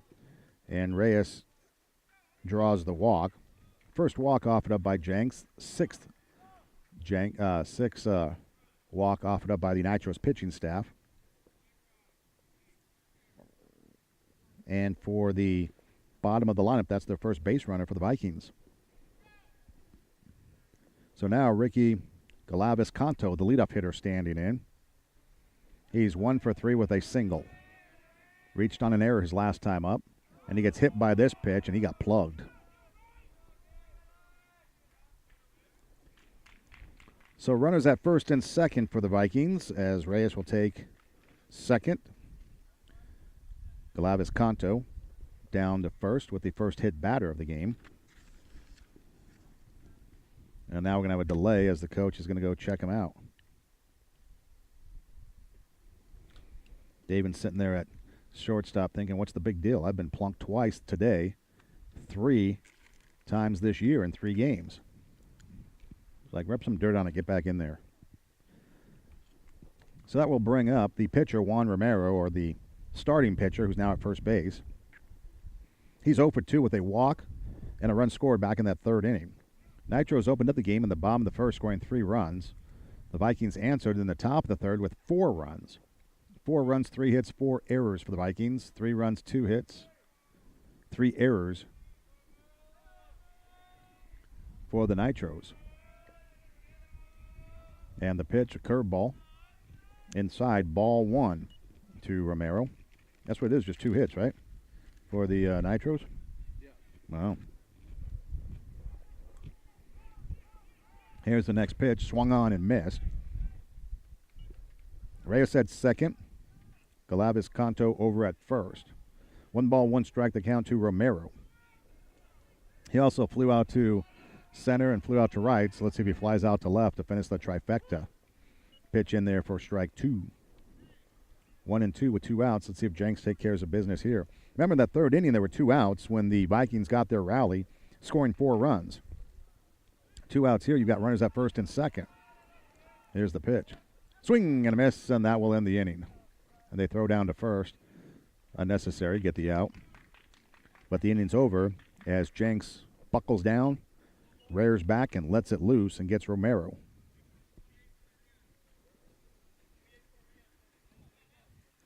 So Jenks with 5 strikeouts, 9 strikeouts in the game for the Nitros pitching staff.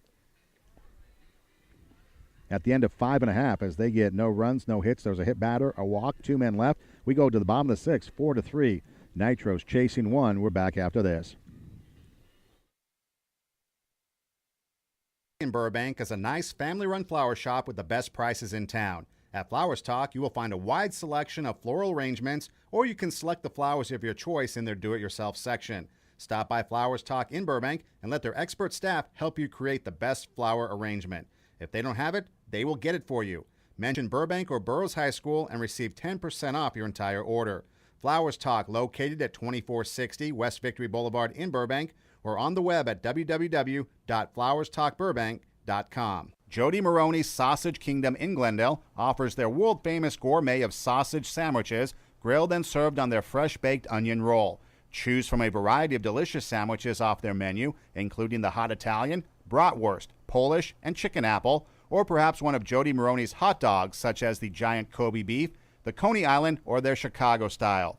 Jody Maroney's located in the Americana on Brown Boulevard. You can also check them out on the web at jodymaroney.com. That's Jody Maroney's Sausage Kingdom, home of the hot dog. I think there's a Jody Maroney up at Universal City Walk. The one in the Americana went away years ago. Just so you know, half the commercials we play are businesses that have gone out of business. But I just do it because I need a break. So that's why I do it. So to the bottom of the 6th we go. Harley, Aldretti, and Edom. 8, 9, and 1. And it looks like Thomas Kovarik now batting for Harley. Takes a pitch in there for a strike. 0-1 the count. Kovarik hitting .333 on the season. Has a single, a walk, 2 strikeouts, and a stolen base. Tried to check his swing, but he did go. Down in the count, 0-2. So Harley 0 for 2. Gives way to Kovarik. Facing an 0-2 count. Ooh, strike 3. There it is. Breaking ball floating across the plate at the knees, and down goes Thomas. 6th strikeout. Now let's see. Hold on. No, 5th strikeout for Walters. 10th Nitro to go down. And that brings up Ethan Aldretti. He's 0 for 2 with a strikeout in his last at-bat. There's the pitch. Swinging, fouls it up. Hits the top of the gate. Foul ball. Strike 1 the count. So 7, 8, 9 in the lineup here today. 0 for 8 so far.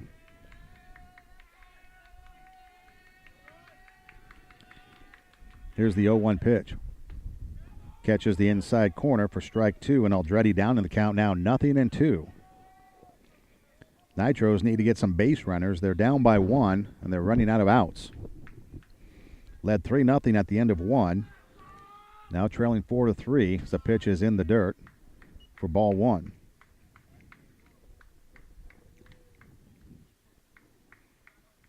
So 1 ball, 2 strikes to count with 1 out here in the bottom of the 6th inning. 4-3 is the score.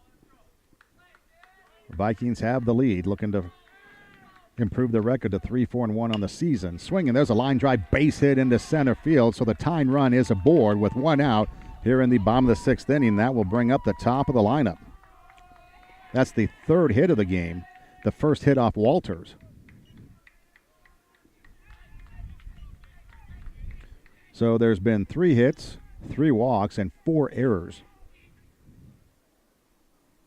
And so now the leadoff hitter is aboard. He's been hit by a pitch twice and struck out once. Aldretti with his lead from first. He's picked.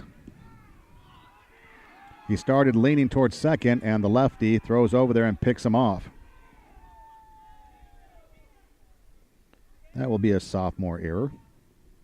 And now we've got 2 outs for the leadoff hitter and the top of the lineup. So David, he got hit by a pitch and was stranded at third. In fact, with 2 outs, the Nitros did get second and third, but could not cash in. And the pitch, breaking ball taken low, ball 1. So 1-0 the count to David. Needs to get on, represent the tying run. Coming into the game, he was hitting .286. Here's the 1-0. Taken high, ball 2, 2-0. He's 0 for 1 today, so his average drops to .250, but his on-base percentage will rise as he's 2 for 3. So he's 5 of 11 on base percentage, so up near 500. That's another thing you like to see out of your top of the lineup, especially your leadoff hitter, is the on-base percentage more importantly than the batting average, because you want to get on base. You know, take some pitches, get a walk, maybe get hit by a pitch a couple times. Set the table for the guys to follow to drive you in. 2-0 the count. Here's the pitch. Swing and a miss, strike 1. And then when you do get the opportunity like yesterday when Aldretti was on base, double down the line, scores a run. So 2 balls, 1 strike the count with 2 outs here in the bottom of the 6th. Here's the 2-1. Taken outside, ball 3. 3 balls and a strike. So Andrew Doe on deck. 3 balls, 1 strike the count. Walters into his 4th inning of work. He's given up a hit, a walk, and 5 strikeouts. He's been pretty effective in relief. Here's the pitch. Comes inside, ball 4, and Daven draws the walk. So only the 2nd walk offered up by Walters, the 5th walk by the Vikings pitching staff. Runner at first. Represents the game-tying run, and now let's see if Daven learned something for when Ethan was over there and got picked off. Lefty, you got to stay close. And now if you're Walters, you're also thinking about stolen bases. There's a throw to first, Daven back to the bag. There was one game in which, I believe it was at Burbank, his sophomore year, there was a left-handed pitcher on the mound, and Daven reached and then got picked off. And then 3-4 other guys did the same thing, got on base and got picked off. So with a lefty, you're allowed 1, but that's it. Their throw to first, diving back to the bag is Daven. Romero pretending the ball got by him, but Edom not biting. Now you got Romero at first, holding the runner on, and Walters thinking about it. Another big lead. Here's the pitch to the plate. Fastball on the outside corner for a strike to Doe. Nothing to 1 the count. Doe 0 for 1. He walked twice, scored a run, and reached on an error by the center fielder. Was stranded in the 2nd. He was stranded at 3rd. So the Nitros have had a few people in scoring position left on base. There goes the runner. The pitch is outside. The ball is dropped by the catcher, and it'll be a stolen base for Edom. So now the tying run at second base. So now Doe, a sophomore, an opportunity to drive in the game-tying run as the sun sets behind a cloud, darkening things up. There's the pitch. Swing and a miss. Doe down in the count now, a ball and 2 strikes.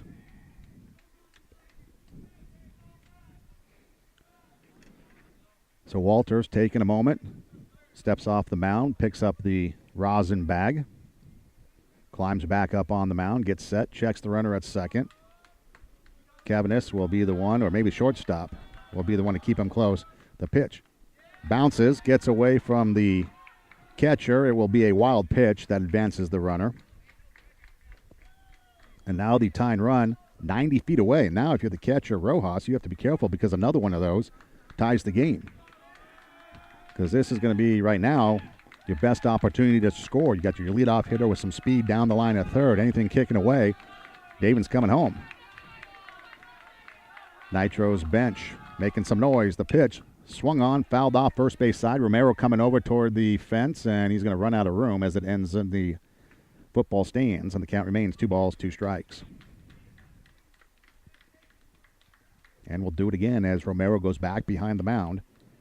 Or check that. Walters goes back behind the mound, picks up the rosin bag, climbs back up on the hump. Edom down the line at third. Doe at the plate. Walters working from the stretch. The lefty is ready and deals. And the pitch low and away. Ball 3, and the count's full now. 3 balls and 2 strikes with Jenks coming up.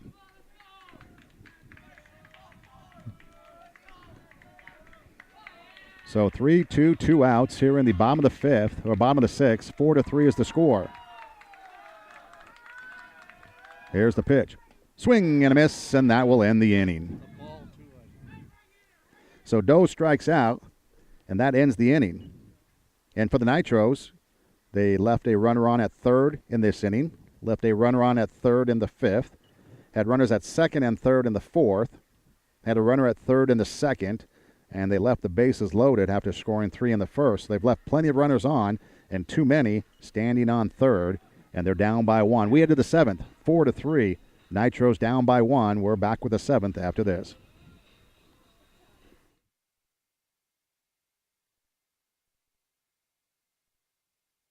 Offers a wide variety of specialty, retro, and imported sodas, candy, and novelty gifts. Zots, Pop Rocks, Bazooka Bubblegum, and a whole lot more. Make a special soda gift basket for your favorite Nitro. Beat those back-to-school blues with your favorite candy. Rocket Fizz, located at 138 North Brand Boulevard, is independently owned and operated. Check them out on the web at www.facebook.com/Glendale Rocket Fizz. Rocket Fizz, come be a kid in our store.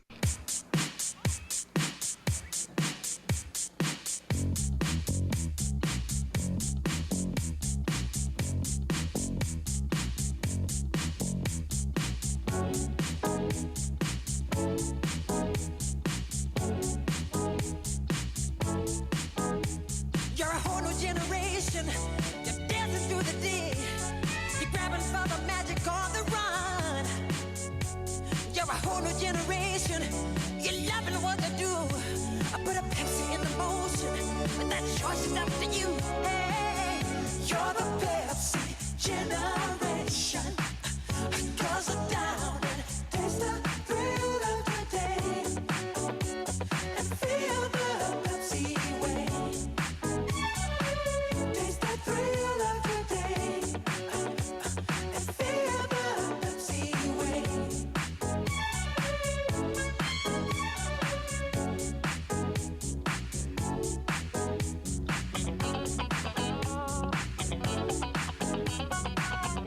You're a whole new generation. You're a whole new generation. So here we go to the 7th inning. 4-3 is the score, and due up you've got, as Jenks takes the mound for the 7th inning, Shane Walters, the pitcher. First pitch swinging, gets a piece of the catcher, strike 1. So 0-1 the count. We're in the 7th. 4-3 is the score. Walters, he is 0 for 1. He's walked a couple times, scored a run, and stole a base. And he just finished his 4th inning of work on the mound. Probably be out there for the 7th, I would imagine. Nobody down in the Vikings bullpen. So Jenks out for his 3rd inning of relief. And the pitch gets away from him for a ball. 1 ball, 1 strike to count. Trent started, went 4 innings, struck out 4, walked 5, gave up 3 runs, or 3 earned runs, 4 total on 3 hits.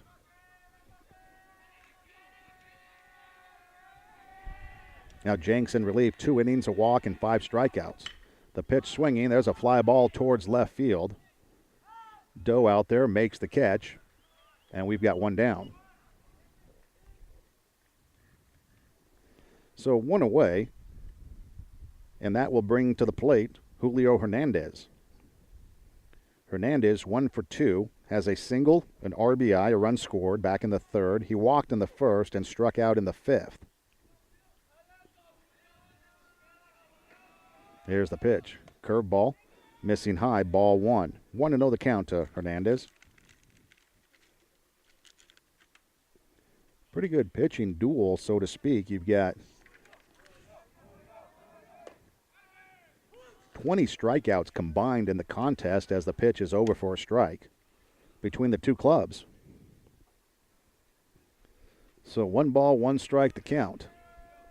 There's the next pitch from Jenks. Fastball low and away, 2-1. On deck, the catcher, Ezekiel Rojas. For the Nitros, due up in the 7th inning, you'll have Jenks, Leone, and Wong, the heart of the lineup, 3, 4, and 5. Here's the 2-1 offering from the pitcher. It's a cross for a strike. Tried to check his swing. Didn't matter. It was there. 2-2. With 1 out here in the 7th. Nitros need to hold here and then pick up a run or two. And actually, let's go with 2 and end the game. Swinging, there's a pop-up to the right side. The first baseman, Leone, under it, is there to make the catch, and we've got 2 away. So 2 up, 2 down for the catcher, Ezekiel Rojas. He's 0 for 3, struck out his last time up. Back in the 3rd, he reached on an error and scored.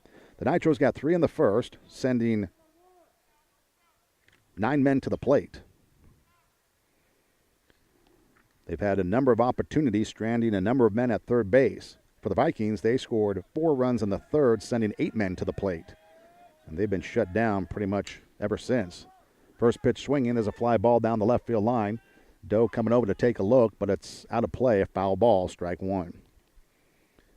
So the Vikings have not had many opportunities. They've had a couple of men left on at 2nd, but nobody stranded at 3rd. They did have a play at the plate in which Bravo was trying to double steal and come home and was thrown out at the plate. But again, you look at the Nitros and a number of guys at third base to end an inning. 5 of them. 5 men left on third. You need to pick up 1 of those, and you got a tie ball game. Curveball catches the corner for strike 2. 0-2 the count. You had a runner at third in the 2nd for the Nitros with 1 out. You had 2nd and 3rd with 2 outs in the 4th. And there's strike 3, and that will end the inning. So Jenks makes quick work of the Vikings in the 7th inning. They go down in order. He picks up his 6th strikeout of the contest. It's do or die time for the Nitros. We will head to the 7th inning. Jenks, Leone, and Wong due up. We're back after this.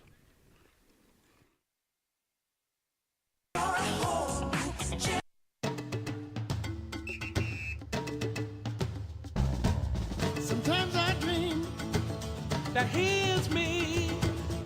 Got to see that's how I dream to be. I dream I move, I move. I dream I groove. Like Mike, if I could be like Mike. I wanna be like mine. Like Mike, if I could be like Mike. Be like Mike. Oh, Be like Mike. Yeah, I try. Just need to fly. Just one day if I could be that way. I dream I move. Dream I groove. Like Mike, if I could be like Mike. I wanna be like Like Mike, if I could be like Mike. Be like Mike. Like Mike, Like if Mike. I could be like Mike.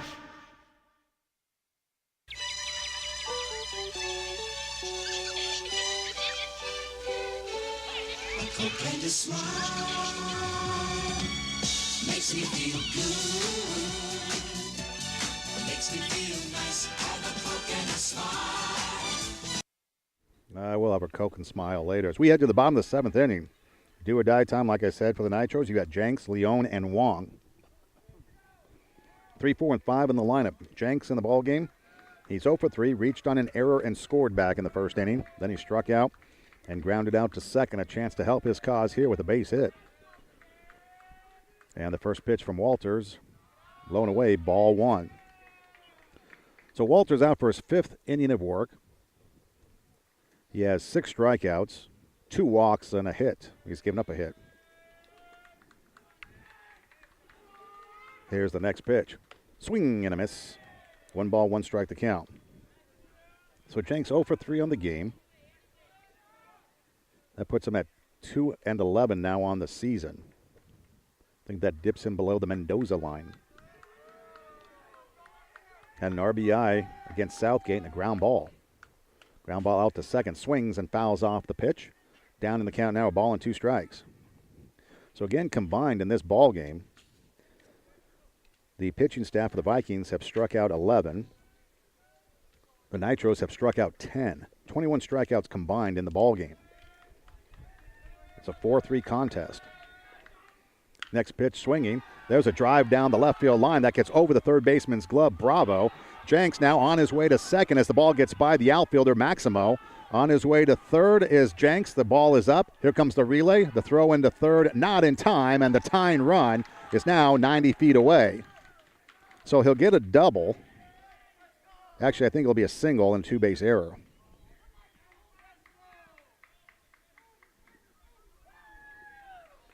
That's only the fourth hit of the ball game, too, for the Nitros. So the leadoff hitter is aboard with a base hit. That brings up Leon. And a chance to tie the game. So the outfielder in left field, Maximo, just missed the ball, and that allowed Jenks to take three. There's a ground ball, foul down the first base side. That almost tied it up. So Leon with an opportunity to tie it up here. So Walters gives up a hit and then a two-base error by the left fielder. And Jenks on at third, the tying run. You can't cash him in. Yeah, that was an error. Well, yeah. It's a hit, then an error to advance the runner. So Leon standing in. He's 1 for 3 as a base hit and reached on an error and struck out. The pitch taken low. 1 ball, 1 strike the count. So now the momentum on the side of the Nitros, although they are still trailing by a run, but they do have momentum now. Walters looking in to get the sign, working from the stretch. Back to the runner at third. Here's the pitch. Swinging, pulled foul toward the first base side. And that drops the count to a ball and 2 strikes against Joel. Nolan, the junior catcher, on deck. 4 runs, 3 hits, 5 errors for the Vikings. 3 runs, 4 hits, 3 errors for the Nitros. In the bottom of the 7th, tying run 90 feet away. Walters is ready and delivers, and the pitch, breaking ball taken outside, and the count moves to 2 balls and 2 strikes. And again, you remember, well, we've had a couple of pass balls, wild pitches that have kicked away from the catcher Rojas, but I don't think there's going to be enough room here for Jenks to come flying home. He'll have to take a big kick on a wild pitch. The 2-2 swinging, that's popped up into the infield. The second baseman and the shortstop, and the second baseman, Cavanis, makes the catch, and we've got 1 down. Not what you wanted out of your number 3 hitter or number 4 hitter. So now that brings up Nolan Wong. He's 1 for 2 on the day as a single, a strikeout, and a walk. And if you want anybody up, this would be the guy because he has 4 hits, leading the team in batting. Hitting 5th in the lineup, left-handed batter against a left-handed pitcher, and the breaking ball's across for a strike, 0-1 the count.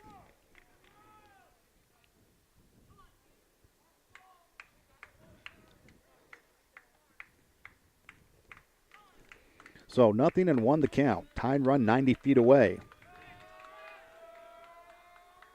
Here's the pitch.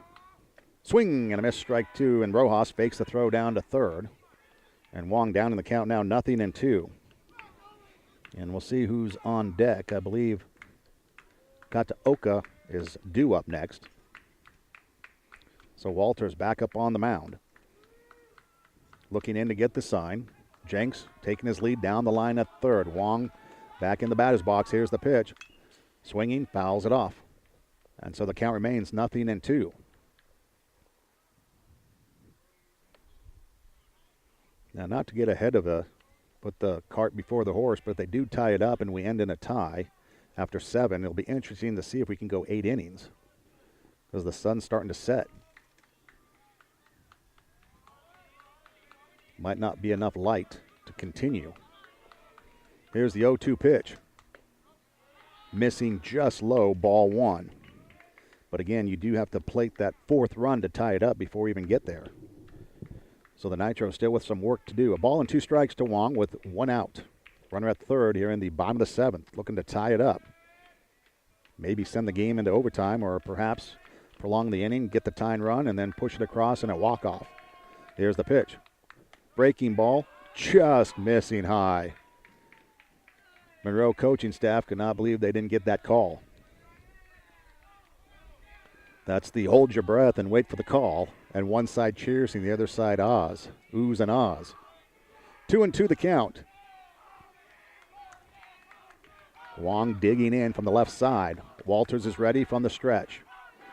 Is ready and deals, and the pitch swinging. That's pulled foul or push foul down the third base side. Back out of play. And so the count remains 2 balls and 2 strikes. This would be a good victory for the Nitros if they can come from behind and pick up the victory. Any victory is good for them. Last year they finished the season 2-21-1, and the year before that they had 4 victories, so 6 wins over the last couple of years. Be nice to grab this one early here in this season, the 2018 campaign. Here's the 2-2 pitch. Swinging, there's a bouncing ball towards second base. Kavanaugh's with it. He's going to go to first to get the out. The run does come across, and we're tied at 4. So Wong, 4-3 on the putout, does get an RBI. And that will bring up Ryan Kataoka. He's 0 for 1 with a strikeout. So we've got 2 away here in the bottom of the 7th, 4-4 tie. Here's the pitch. Fastball taken high, ball 1. On deck, Adrian Aguayo. Although I guess if I take my sunglasses off, I guess there's a little bit more light. So we might get 8 innings. 1-0 the count. Here's the next pitch on the way from Walters. The next offering swung on and missed, and the count evens at a ball and a strike.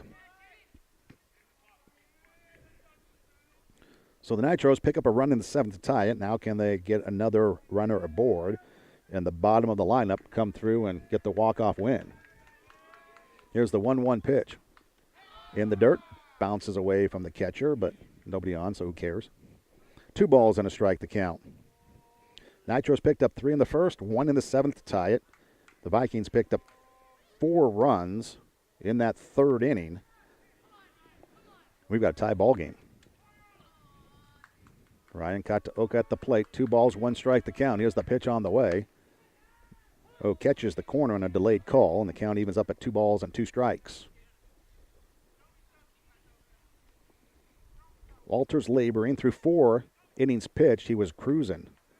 A hit, 2 walks, 6 strikeouts. And this inning, a base hit, a ground ball, and a ground ball. Swing and a miss, and that will end the inning. So the Nitros do pick up a run. There was a hit, an error, and nobody left. Let's see if we head to the 8th. I think the umpire's going to talk about it. We got a 4-4 tie.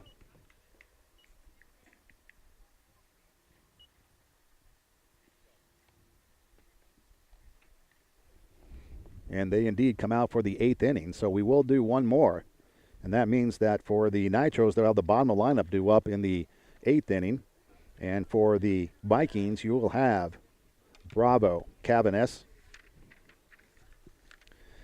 and, well, we'll see who's in that 8th spot because you have Navarro and you've had Gutierrez both there. Jenks coming out for his next inning of work, which puts him at 4 for the game. He went 4 2/3 on Saturday, so this would give him 8 2/3 here after this game. And again, I'm probably assuming correctly that this will be the last inning because, again, you've got daylight issues.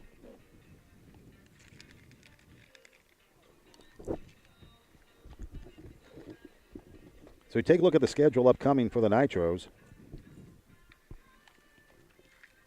You're supposed to have a game on Saturday at 11 o'clock on the road somewhere. And then next Wednesday, they're supposed to come back home and play somebody to be determined. And then Thursday, they take on Canyon from Canyon Country here at home. Last year, in the first three games of the season, they lost at Golden Valley 15-2. Lost to Campbell Hall 11-4 and lost at St. Bonaventure 9-0. Got their first victory, 1 of 2 last year against Golden Valley Merced. On March 20th, it was a 5-3 victory in which Trent Lucerian got the win as the pitcher. So Bravo standing in. He is 1 for 3 on the season, or on the game. He had a double back in the third inning. So Jenks working from the windup is ready and deals, and the first pitch in there for a strike. The batter did swing. Tried to check his swing, but he did go around, strike one. Again, Bravo, 9 of 19 now on the season. You math majors can figure out the batting average. Next pitch, curveball. The check swing, no swing. 1 ball, 1 strike to count. So Bravo, Cavanes, and then whoever hits in the 8th slot. Got a couple people there. We'll see who they send up. Next pitch swinging, a ground ball to Kataoka. He fields it. The junior throws to first. Leon falls down, but he's able to catch it and tag the bag, and precariously, we get the out. 4-3 on the putout. What would be routine actually turns out to be sketch at best. So 1 down, and that brings up number 34, Francisco Sanchez.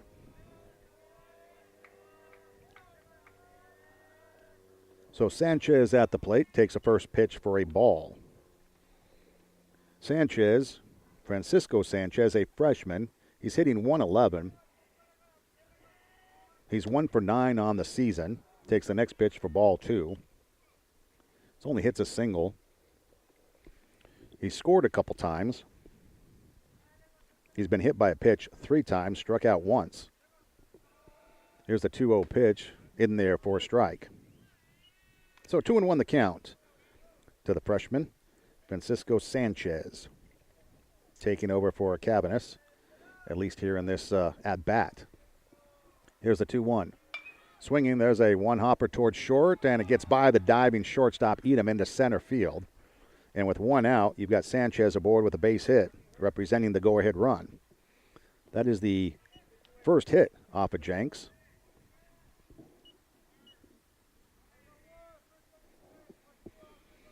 And so 1 out, 1 on, and that brings up number 28, which is Navarro. So he re-enters. He's 0 for 2 with 2 strikeouts. Gutierrez pinch hit for him in his last at-bat, which was the 6th inning, and struck out. So this batting slot is 0 for 3 with 3 strikeouts. Throw to first, not in time. Sanchez getting back to the bag. On deck, it'll be interesting to see who comes up. We do have some activity down in the Viking bullpen, but we've had 3 batters in the 9th slot. So we'll see who comes up there. Here's the pitch. In there for a strike. So Navarro 0 for 2 with 2 strikeouts. He came in hitting .231. So he's 3 for 15 now. So he's hitting 200 right at the Mendoza line. Pitch on the inside. Just missing the inside part of the plate. That evens the count, a ball and a strike. So 1 ball, 1 strike to count. Running with his lead away from first. That is Sanchez. Pitch to the plate's taken high. And the count moves to 2 balls and a strike.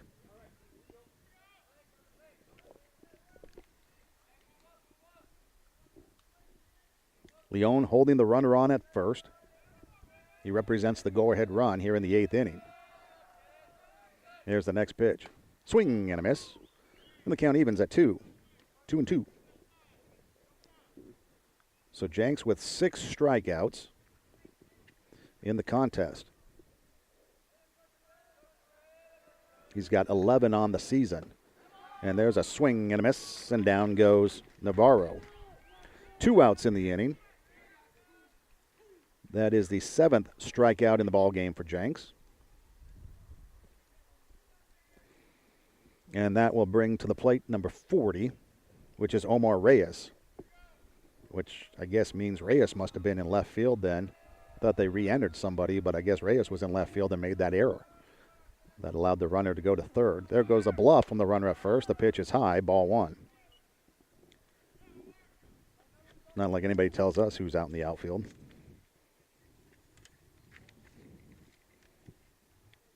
So Omar Reyes must have been in left field and committed the error. that eventually led to the game-tying run. The next pitch over for a strike.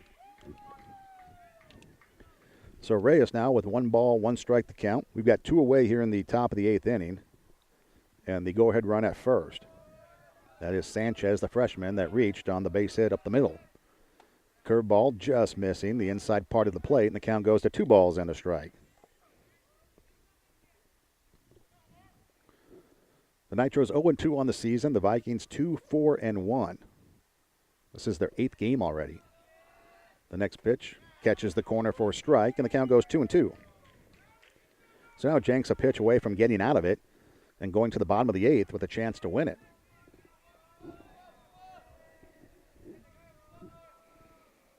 Here's the 2-2 offering from the stretch. The pitch, swing and a miss, and the inning comes to a close. So no runs, 1 hit, no error, and a man left. We go to the bottom of the 8th, do or die time, because I believe this will be the last half of the inning. And we'll come back right after this as the umpires are going to talk about it and see if they can finish up this bottom of the 8th. Arroyo Vista Inn is a historic bed and breakfast centrally located in the hills of South Pasadena, just 15 minutes from downtown L.A. They offer 9 unique rooms with beautiful views, cozy beds, and modern amenities. Enjoy impeccable service, daily breakfast, and afternoon refreshments. All rates include breakfast, parking, Wi-Fi, and tax. Check them out on the web at arroyovistainn.com or call them at 323-478-7300. Are you in the market for real estate services? Then you need Michelle Downing. Michelle combines years of experience and knowledge to get the job done right. Michelle Downing is a founding partner of Partners Trust Real Estate in Pasadena. Whether buying or selling, you need Michelle Downing. She will help you find the residence that is perfect for you. Call Michelle at 626-696-4848. Check her out on the web at thepartnerstrust.com. Speed Pro Imaging specializes in larger-than-life graphics and can provide you with the highest quality graphic design and print. Services include banners, signs, posters, window displays, vehicle wraps, and a whole lot more. Their mission is to exceed your expectations. Speed Pro Imaging is located at 6106 San Fernando Road in Glendale, or you can check them out on the web at speedprolanorth.com. So we head to the bottom of the 8th, bottom of the lineup. Aguayo, and then we'll see the number 8 slot, and then Aldretti. So Adrian standing in 0 for 3 with a strikeout, left-handed batter. Walters back out there on the mound for the Vikings, and the pitch is over for a strike. So 0-1 the count. So now Walters, he is out for his 6th inning of work. Striking out 6, walking 2, allowing a run on 2 hits. The next pitch is fouled up and off the screen. Strike 2. 0-2 the count.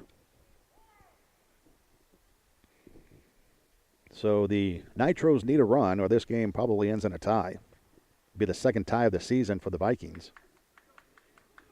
There's the 0-2. Swing and a miss, and down he goes. I believe the last 2 games that the Nitros have tied against Flint Ridge Prep. Last year was a 3-3 tie, and then I believe it was a number of years ago that the next most recent game that ended in a tie for the Nitros happened, and that again was against Flint Ridge Prep. So Seth Harley, I believe, was this Thomas standing in.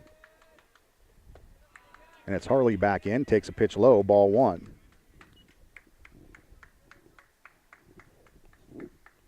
So 1-0 the count to the sophomore. Walters is ready and deals, and the next pitch swung on and missed. 1 ball, 1 strike to count now. The sophomore third baseman needs to get on. Aldretti is on deck, the number 9 hitter. He reached and got picked off in the 6th inning. Pitch runs inside, 2 balls and a strike.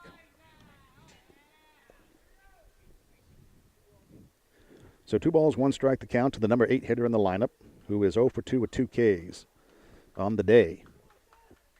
Looking to get on, represent the game-winning run as he swings and misses, and now the count evens at 2-2.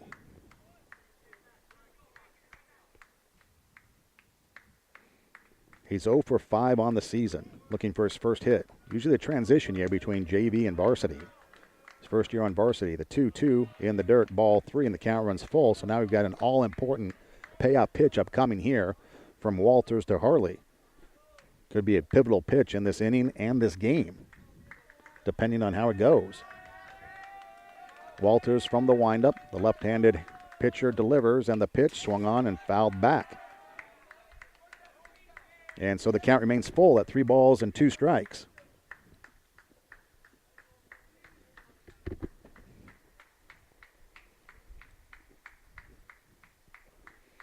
So Walters back up on the mound, and we'll do it again. From the windup, has his sign. He's ready and deals, and the pitch high, ball 4, and the winning run now at first base. And that will bring up the number 9 hitter, Ethan Aldretti. Third walk offered up by Walters.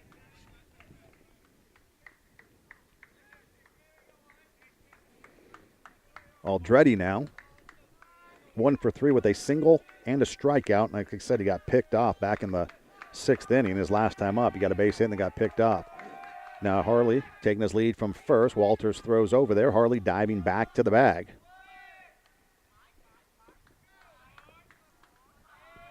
Looks like clouds starting to roll in for that expected storm coming tomorrow. Here's the next pitch. Breaking ball off the mark for a ball. So it's supposed to rain tomorrow. It's supposed to rain Saturday or just tomorrow? Is it supposed to rain Saturday? Yeah, tomorrow into Saturday, right? Yeah, so the Saturday game, which is scheduled for 11 o'clock, could be washed out. That would be our next game. Here's the pitch. In the dirt, ball 2. Now Harley goes. The throw down to second, not in time, and so the pass ball by the catcher allows Harley to take second. Now the winning run in scoring position. So Rojas was just a little lackadaisical behind the plate, picking up the ball in the dirt, and Harley took off, and the throw down not in time. We've got a 2-0 count at the plate with Aldretti with 1 away and the game-winning run at second base.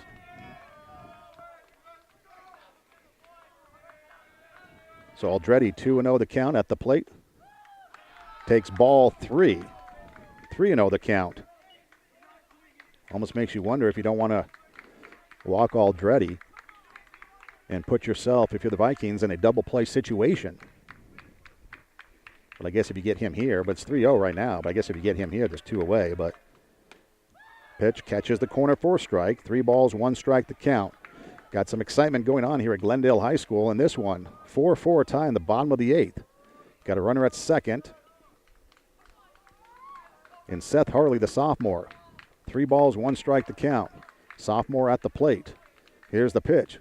Swinging, there's a ground ball into right field for a base hit on the low line drive. Harley is going to be held at third as the throw comes in.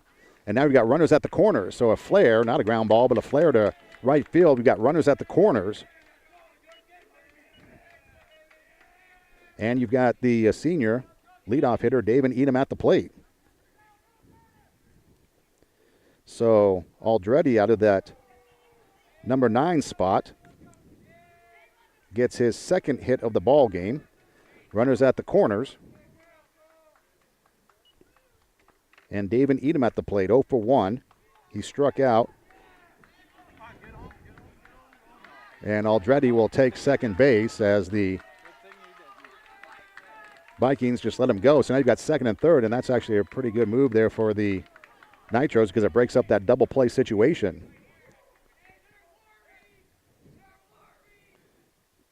So David at the play, a strikeout, a walk, hit by a pitch twice, number of stolen bases, and a run scored. So now the infield has to play in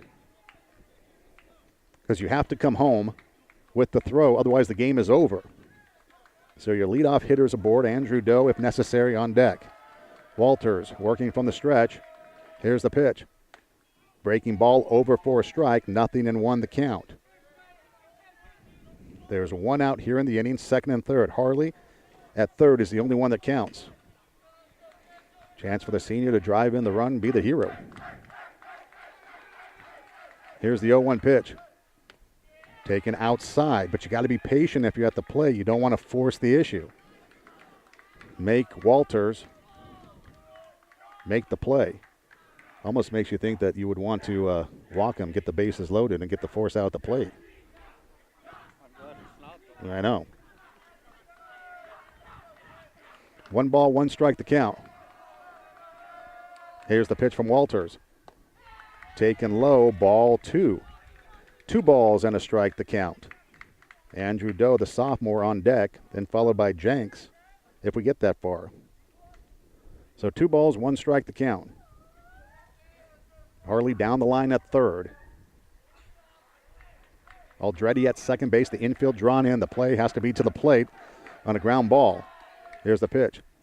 Swinging, there's a fly ball in the right field. That's going to drop in for a base hit, and that's the ball game as David comes up with an RBI single, and the Nitros get a walk-off win, 5-4 against the Vikings. Harley comes in to score, and that's the ball game as they mound David, and they dogpile him on the infield as he gets the base hit, racing down the line with his hands in the air, picking up the RBI, and that ball just dropped in front of Avalar in right field for the base hit.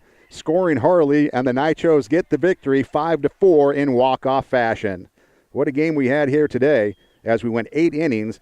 The Nitros started off the game with 3 runs in the top of the first inning. They had the bases loaded after scoring those 3 runs with nobody out. It looked like they might have run away with it in the first inning, but the Vikings settled down, got 3 outs, only gave up 3 runs. Then they come back in the top of the third inning. They get 4 runs to take the 4-3 victory, and then the Nitros have to battle back in the 7th to get a run to tie it. And then David knocks in the game-winning run. Harley scores, and it's 5-4, and the Nitros get the victory. So a base hit, an RBI, and a game winner. Your winning pitcher is Jenks. He improves to 1-0 on the season. And for Walters, he's the losing pitcher, which is somewhat unfortunate because he went 4 2/3 innings. He struck out 6. He only walked 3.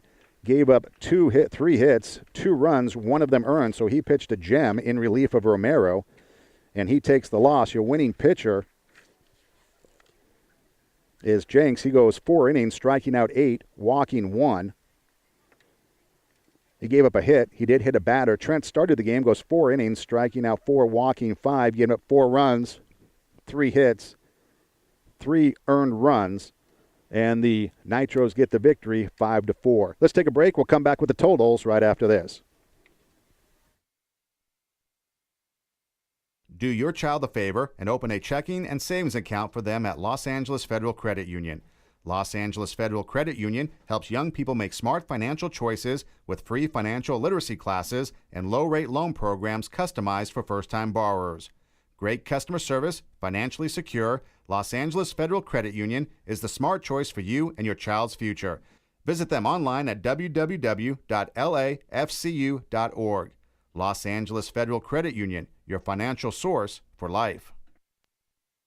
So let's take a look at the totals for the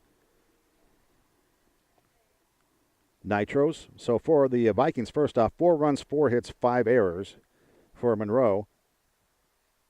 So 5 runs, 6 hits, and 3 errors for Glendale. Edom with your game-winning hit there in the 8th inning. Goes 1 for 2 on the day. Has a single, an RBI. He was hit by a pitch twice. Struck out, walked, stole 5 bases, and scored a run. Andrew Doe went 0 for 2 with the strikeout, 2 walks, a stolen base, and a run scored. Darian Jenks went 1 for 4 with a single, a strikeout, and 2 runs scored. Joel Leone went 1 for 4 with a single. Nolan Wong went 1 for 3 with a single, a walk, a strikeout, and an RBI. Trent goes 0 for 2 with a strikeout and an RBI. Ryan Kataoka goes 0 for 2 with a strikeout. Adrian Aguirre goes 0 for 4 with 2 strikeouts. Seth Harley goes 0 for 2 with 2 strikeouts, plus a walk and a run scored. Thomas Kovarik goes 0 for 1 with a strikeout. Aldretti 2 for 4 with 2 singles and a strikeout. He also had a stolen base and was picked off. So the Nitros get the victory, 5 runs, 6 hits, 3 errors. Monroe 4 runs, 4 hits, and 5 errors. The winning pitcher, Darian Jenks, going 4 innings, striking out 8, walking 1, hitting 1, or giving up a hit and a hit batter. And your losing pitcher is Walters. He goes 4 2/3 innings, striking out 6, walking 3, only allowing 1 earned run but giving up 2 and 3 hits. So the Nitros get the victory. They go to 1-2 on the season, and for Monroe, a heartbreaking loss as they lose in extra innings, and they drop to 2-5-1 on the season. So the Nitros, who only won 2 games last year, they get the victory. And so an opportunity now for them to possibly pick up a couple extra wins this year and exceed the win total of what they had last year. So 5-4 is the final score.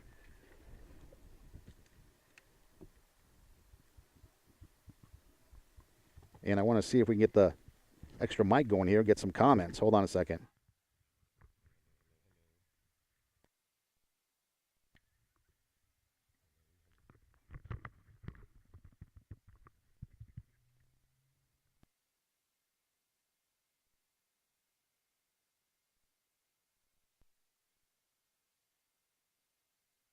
Orthodontics in South Pasadena provides family-friendly care for the entire family. Their team is second to none when it comes to a caring and generous staff. Dr. Craig Chung and Dr. Leslie Jung believe that everybody deserves to have a beautiful smile. They are also Invisalign certified, meaning clear braces. Located at 1318 Fair Oaks Avenue, Suite A in South Pasadena. Call them at 626-795-5978. Check them out on the web at cjsmiles.com. That's Fair Oaks Orthodontics in South Pasadena. So we're going to see if we can't maybe try to get some comments here. Kevin. Get Kevin up here and talk to him and see what he has to say about the victory. All right, Kevin, I got a working microphone here. Tell us about the victory.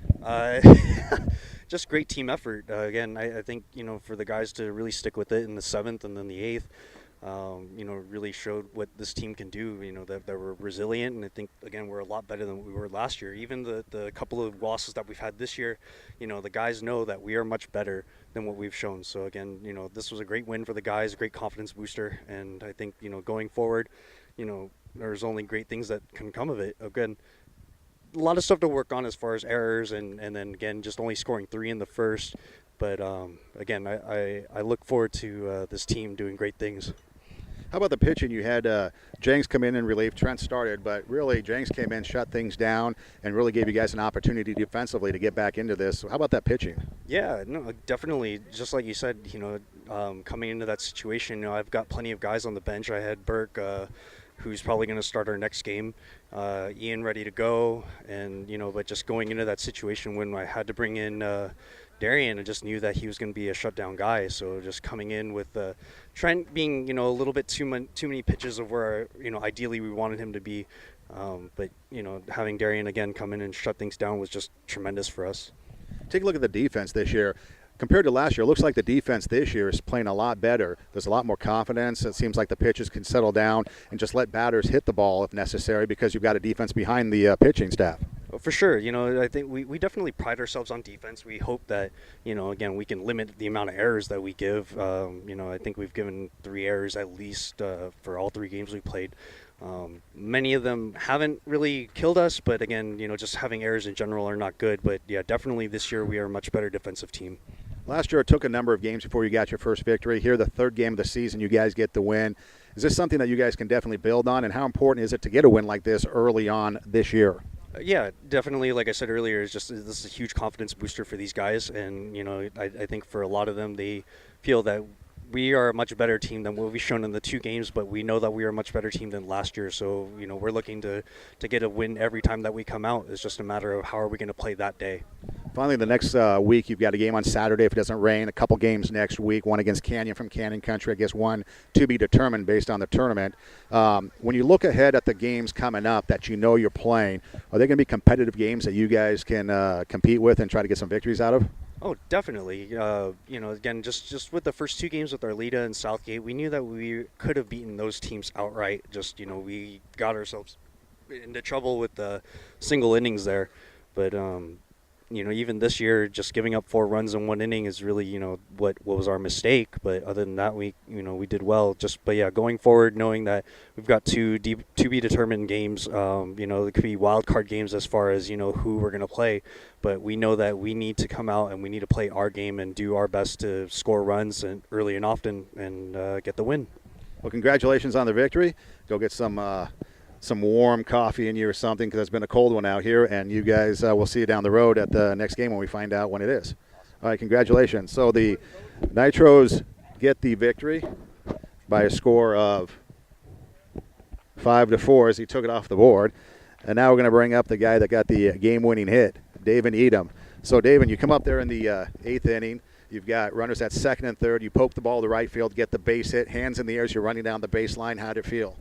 It felt amazing, but first of all, I have to shout out Darian Jenks for coming in out of the bullpen, giving us, 4 or 5 shutout down innings, not giving up any runs. And then the 2 people that got on before me, Seth Harley was getting the walk, and then Ethan Aldretti getting on base, finding the way, and then getting to second and third with the pass ball, and then allows me to dump the ball in the right field and get the win. You take a look at this game. You guys were able to come back. Hey, Darian! You guys were able to come back, get the victory. What does it mean to get a win this early on in the season compared to last year when it took you 6-7 games to get a win? Well, definitely, it's awesome to get the first win of the season. I think it's a confidence booster as well. Going into Saturday and the hefty schedule we have next week. I think we play 3 more games next week. But yeah, definitely confidence booster, and we have momentum right now. So we're looking to come in on Saturday, get another victory. You take a look at the defense this year. Last year you guys had errors in the outfield that kind of contributed to some losses. But this year it seems like the defense is playing pretty good. You guys have confidence in your defense? Yes, for sure. We do. We took a lot of early work this offseason, getting our defenders ready, and just because that's something that we lacked on last year, and we didn't want that to happen this year. So, well, congratulations on the victory, on the game-winning hit, and we look forward to you guys coming back and getting up some more wins. Thank you. All right, let's bring up Darian, who came in. He pitched, 4 2/3 innings. He got the victory. He shut down Monroe and got the first win. So, Darian, first off, congratulations on the win. But pitching, you came out, you were down, and Trent, pitched his innings, and then he kind of struggled. You came in and you basically shut down the other team. How do you feel about your pitching performance here today? I feel great, and I honestly didn't expect to do as well as I did, but I just came out there, tried to do my best, and do what I could for my team to get this W.